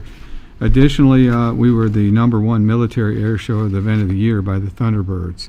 Actually, the Dick Schramm is a community relations award, so it's more about how the community, DDD, the citizens and staff, everyone really kind of came together to support the whole event there. Also, you asked me about putting together something for, speaking of this year and actually the past 2 years, some of the things that we've accomplished, and mostly the city council, and there's a draft here of some of the midterm accomplishments. Before I kind of went any further with this, I didn't know if you really kind of wanted us to drill down a lot more on like putting in facts and figures with this, or is this thorough enough for you guys' purposes? And just let me know. I mean, like, we can talk about what the percentages were, up for this or that, or how much we reduced crime. If you want to have that detailed level of a report, or is this more good enough for you for the elevator speech, so to speak? These do tie back to some of the original strategic priorities that you mentioned when you were first coming on board with the city. Any questions about those? Yes, sir. I knew we were in the process of compiling that information, but was it put together and I missed it? It's there right now, and I'll send it out electronically. Okay. And it says big draft word on it. So, yeah. I'm sorry. And I'll send this out to you, like I said, electronically, so that you can provide some feedback and you can just have it there. One of the things that we've made a lot of progress on the organizational study, and I think we're pretty much 75% there with that. All of the organization study recommendations probably aren't doable within a year or two, for that matter. Some of them, they may not even be worth, they may not really fit the organization. But we're making some progress there. In your folder here, there's also the finalized org chart, just for reference there. The budget retreat coming up February 12th and 13th. I'm going to try to do things a little differently there. We've got Joe Durham back, so he's not different, but we are going to do a team building activity. So that's something I think we're all going to look forward to. We also got a good deal on reserving some space at Lane Tree Golf and Country Club, just to have a little bit of change of venue. I think they were going to charge us like $500 or $600 for both days, so I felt like that was a pretty good deal there. So we're planning that, and we'll be doing more planning on that. The community surveys are basically done. The consultant is tabulating them and doing the analysis, and we'll be coming back a report and meeting in January, so you'll have the findings of that community survey. And actually, people did actually get, if they filled out the survey, the 5 people won $100 gift certificates, and that was a real deal. It wasn't spam. And so this Thursday, we also have the Employee Service Award, so I hope that each one of you can make that. It's at 8:30 at the Goldsboro Event Center. We'll recognize the hard work and dedication while bringing in the holiday season for our employees. Department year-end reports. The next 2 weeks, you're not going to see, don't cry on me, but you're not going to see the weekly update, because I'm sort of letting them focus more on the end of the year report. To get something maybe a little bit more meaningful and impactful there. And just the rest of the stuff in there is just some stuff about forecasting the budget and things like that I see are concerns going into. We've had one meeting with the budget committee. We've got some that will be scheduled out as we move through the upcoming year and we start planning out our budget. Other than that, I don't really have anything else, Mr. Mayor. Matt, I'm going to say this publicly. I've already told you privately, but I'm going to say it publicly as well. These accomplishments, I don't care if it is a narrated PowerPoint that you just ask Copilot to make pretty. You need to highlight yourself and the employees that have made 2025 successful. These things absolutely need to be either in video format. We don't have the State of the City address thing anymore like the chamber used to do, right? That particular event was fantastic, but for reasons that I completely understand, we moved away from that. But I've said it to you privately, I'm going to say it here publicly now as well. I do not care if it is literally a narrated PowerPoint. You need to highlight these people and yourself for what work has happened in 2025. That's not a political grandstanding thing. That is you got to show the people the return on their investment. And I think that you and these department heads and the people that are actually putting feet on the street have had an incredible year, and I want to make sure they get highlighted and that those accomplishments get publicized and made public. My humble opinion. Everyone can disagree with me, but that's my humble opinion. All right. With that, let's move to mayor and council member comments. It is the second meeting of our month, final meeting of the year. And so with that, we will begin with Councilman White. Any comments from you? Yes, just very briefly, my sincere and deepest condolences to the Newsom family. I went to high school with him, and we sort of like a mentor to me playing basketball. He was well known for playing basketball in this area. So my deepest condolences. I wish everybody a happy holiday season. Since this is the last meeting of the year, be safe and enjoy your families. That's all I have. Thank you, sir. Ma'am? Mayor, I just wanted to echo what Councilman White said. I think Apostle Von Newsom just really had a magnificent impact on our entire community. Also, I wanted to thank Ms. Dorisha Benton and our Community Soup Kitchen for staying open on the cold nights for our unhoused community. Extremely grateful. I think they close the doors at 9 o'clock, so if you know someone and they're out in the cold elements and they need a place to stay, they have opened the soup kitchen up on extreme temperature nights, and I know that she had posted that they were also looking snacks and drinks for the unhoused community. So if there's anybody watching and you maybe could help out in that capacity.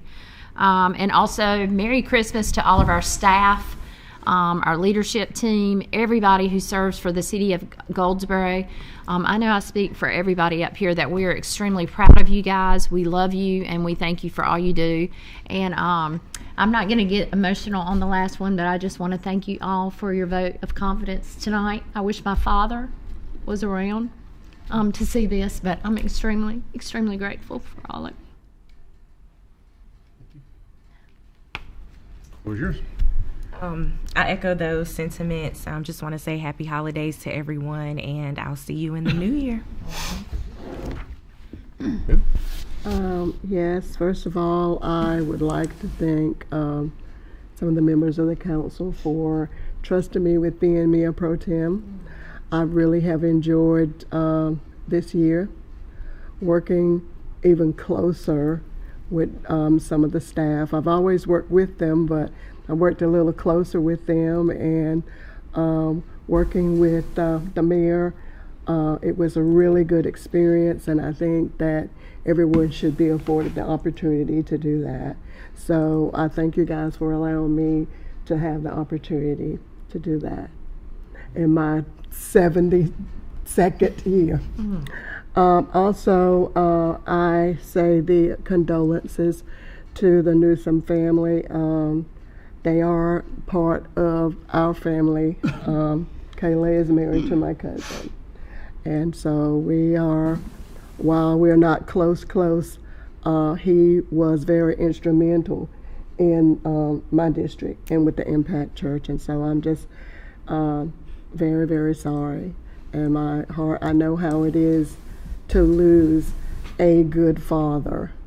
And that's not, everybody, doesn't have the opportunity to have a very good father. And he was a good father from what I could see, and a mentor. You've heard all that. Also, it was really good to see as I went through my district, because most of the time when I walk and ride through my district on James and George Street, I can see the unhoused. So I was very glad to know that the soup kitchen had opened up, and there have been scarves and gloves distributed to them, so that if they do decide to walk out during the day, that they will be warm. Also, I had some really excellent news that I wanted to share regarding GWTA. I'm now the chairwoman of GWTA, and I wanted to share with you that the judge has recently determined that the 3% reduction cannot be enforced at this time. So the 3% Medicaid reduction cannot be enforced at this time. So that means that GWTA can continue to provide rides to those individuals, especially those medical appointments, dialysis. I was really concerned about the dialysis and the medical appointments. And also, we will be in the near future, I don't know when, so don't hold me to that, but we will be getting 8 new buses. Also, we talked in our meeting about more opportunities for fare-free services, and we're going to be exploring that. And Christmas Eve and Christmas will be free, and the Friday after New Year will be free. And so I want to thank the staff. I appreciate you, and Merry Christmas. I just want to send my condolences as well to the Newsom family. Also, like my fellow council members, I appreciate the Soup Kitchen for opening their doors in such cold weather to the unhoused. I want to thank our city employees for working so hard, for everything they do to make this city flow. I also want to thank my fellow council members. I'm very proud of the things that we have gotten accomplished this past year and all the things that we are working on. I'm looking forward to seeing what 2026 is going to bring. I want to thank Matt, our city manager, for all of his support when we needed it, and for having our back on our ideas that we bring to him for our districts, no matter how crazy or how smart or however they may be. He always has our back and helps us through those. So I want to also thank Councilmember Hiawatha Jones for serving as our mayor pro tem this past year. She worked really hard on it, and I know that she went on trips and filled in, and she did it with Thank you. great job. So I also want to I want to congratulate Mayor Pro Tem Weeks on her appointment, or her pick as our Mayor Pro Tem. It's a big thing, and a big job. So also, I got a couple more things. Hold on. Okay. Happy holidays, Merry Christmas, Happy New Year. That's it. Count it. Regarding Pro Tem, yes, thank you for your service this year. You've served us wonderfully. I've had numerous compliments on the functions you've attended and represented us well. And I know it's a lot of commitment, and it takes a lot of time to be able to do that and really do it. And congratulations to you. I look forward to you being able to serve in that role as well, Councilmember Weeks. Isn't it wonderful how much that we and this city and its staff and this council has got accomplished in the last 24 months? We're halfway through our term, and look at what we've been able to do when we all work together, and how far the city's come when you look at that list of accomplishments and just think about those things, and the staff and everyone that's been a part of that and helping us with our efforts. It's really something to be proud of. Welcome and congratulations again to our new assistant city manager. Look forward to working with you as well. The parade, nobody mentioned the parade, but wow, the parade this year was just phenomenal. It was a little chilly, and thank you to all of our staff and all of the volunteers and everyone that helped put that together, so that we could ride in the sleigh and wave at folks at the front. So there's a lot of work that went involved, but it was involved with that. So thank you to to everyone. I'm looking forward to our Employee Service Award breakfast this week. It gives us an opportunity to tell our employees again how proud we are of them and how much we value and appreciate each and every one of our city employees and our staff. And I'd like to wish everyone a Merry Christmas, Happy Holidays, and a Happy New Year. That's all, Mr. Mayor. Thank you. All right, y'all buckle up. This is going to take a while. I'm just kidding. I do want to echo councilmates sending heartfelt condolences to the sudden loss in the Newsom family. That is unexpected to the point that even church services that day were impacted. Incredible loss, and my prayers and condolences go out to them. I also want to say thank you to Mayor Pro Tem Hiawatha Jones. Phenomenal year.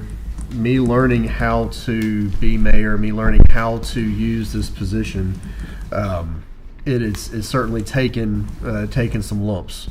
And progressing from Mayor Pro Tem Brandy Matthews, who taught me some things, to Mayor Pro Tem Hiawatha Jones, who taught me some things, and now I look forward to learning some things from Councilwoman, now Mayor Pro Tem elect, I guess is the right way to put it, Ms. Beverly Weeks. So welcome, thank you, and I really do look forward to working with you. It's going to be a phenomenal year, I have absolutely no doubt, because there are an abundance of opportunities where this city needs to be represented and deserves to be represented, and this council is expected to be represented. And I look at just this past weekend alone, not even getting the parade, that's already been touched on. Huge. Saturday, wreath laying at Willowdale. 800 wreaths laid to adorn the markers of veterans in Willowdale Cemetery. Was able to be there and to speak and to just simply reminisce and hear people talking about those that they knew, and then those that they do not know, that they have taken the time to research and get to know the story of the dash in between the date someone's born and someone ends that predates their own personal existence. And to the Willowdale Cemetery Preservation Society, just a huge amount of gratitude for what you do, because it does make a difference in how the entire cemetery operates. And then the Eastern Regional Veterans Cemetery, their event at noon, another 1,200 wreaths, if I have that number correct. Again, a huge amount of respect being paid to those who made our way of life possible, and a huge debt of gratitude to the volunteers that have made that work, and the donors and the sponsors that have made that happen. And then, of course, the Saturday evening, the Holy Ghost Drawing Center's Community Crisis Center's fundraiser, first annual fundraiser in memory of Elder A. Dean George. Wonderful event. I'm so grateful to that family, their desire, their intent, their vigor in their efforts to preserve her legacy and continue that work. There are countless organizations, this being a really, really good example of one where the city simply is better with them than without them. And to those volunteers that are continuing to pick up that mantle, I say thank you. To that family that lives in a different city now and is coming to make sure that they see that legacy continue and see the work continue, because they see the need and the opportunity. Just a huge debt of gratitude and thank you. With that, I'd like to say one more thing. Okay. With that, we will have a proper swearing in, first meeting in January. And that way you can allow those who you wish to be present to be present. And one final time to Mayor Pro Tem Hiawatha Jones, thank you for this last year. To all of our city staff who have busted their absolute whats to get through this last year and get through this winter, this little cold snap. Thank you for your time and your work. Yes, ma'am. There was one thing that I failed to say. I did say congratulations to Mayor Pro Tem-elect, but I am looking forward to working with you. And thank you for all that you do for the community. You served us with great excellence. You and previous Mayor Pro Tem too. So thank you. All right. Friends, Mr. Lawrence, good news, bad news? Well, Mayor, I'd like to make one statement. Please. Nobody thanked him for his My comments. gift to you guys is no closed session tonight. There you go. Heavenly Father's Merry gift to all of Christmas. us was Jesus Christ. Allow us to remember that during this season. There we go. Thank you. All right. So with that, is there a motion to adjourn? So moved. All right. Motion's been made and properly seconded to adjourn. There's no debate on that motion. All in favor, please raise your hand. All opposed, same sign. Seeing none, motion passes. We stand.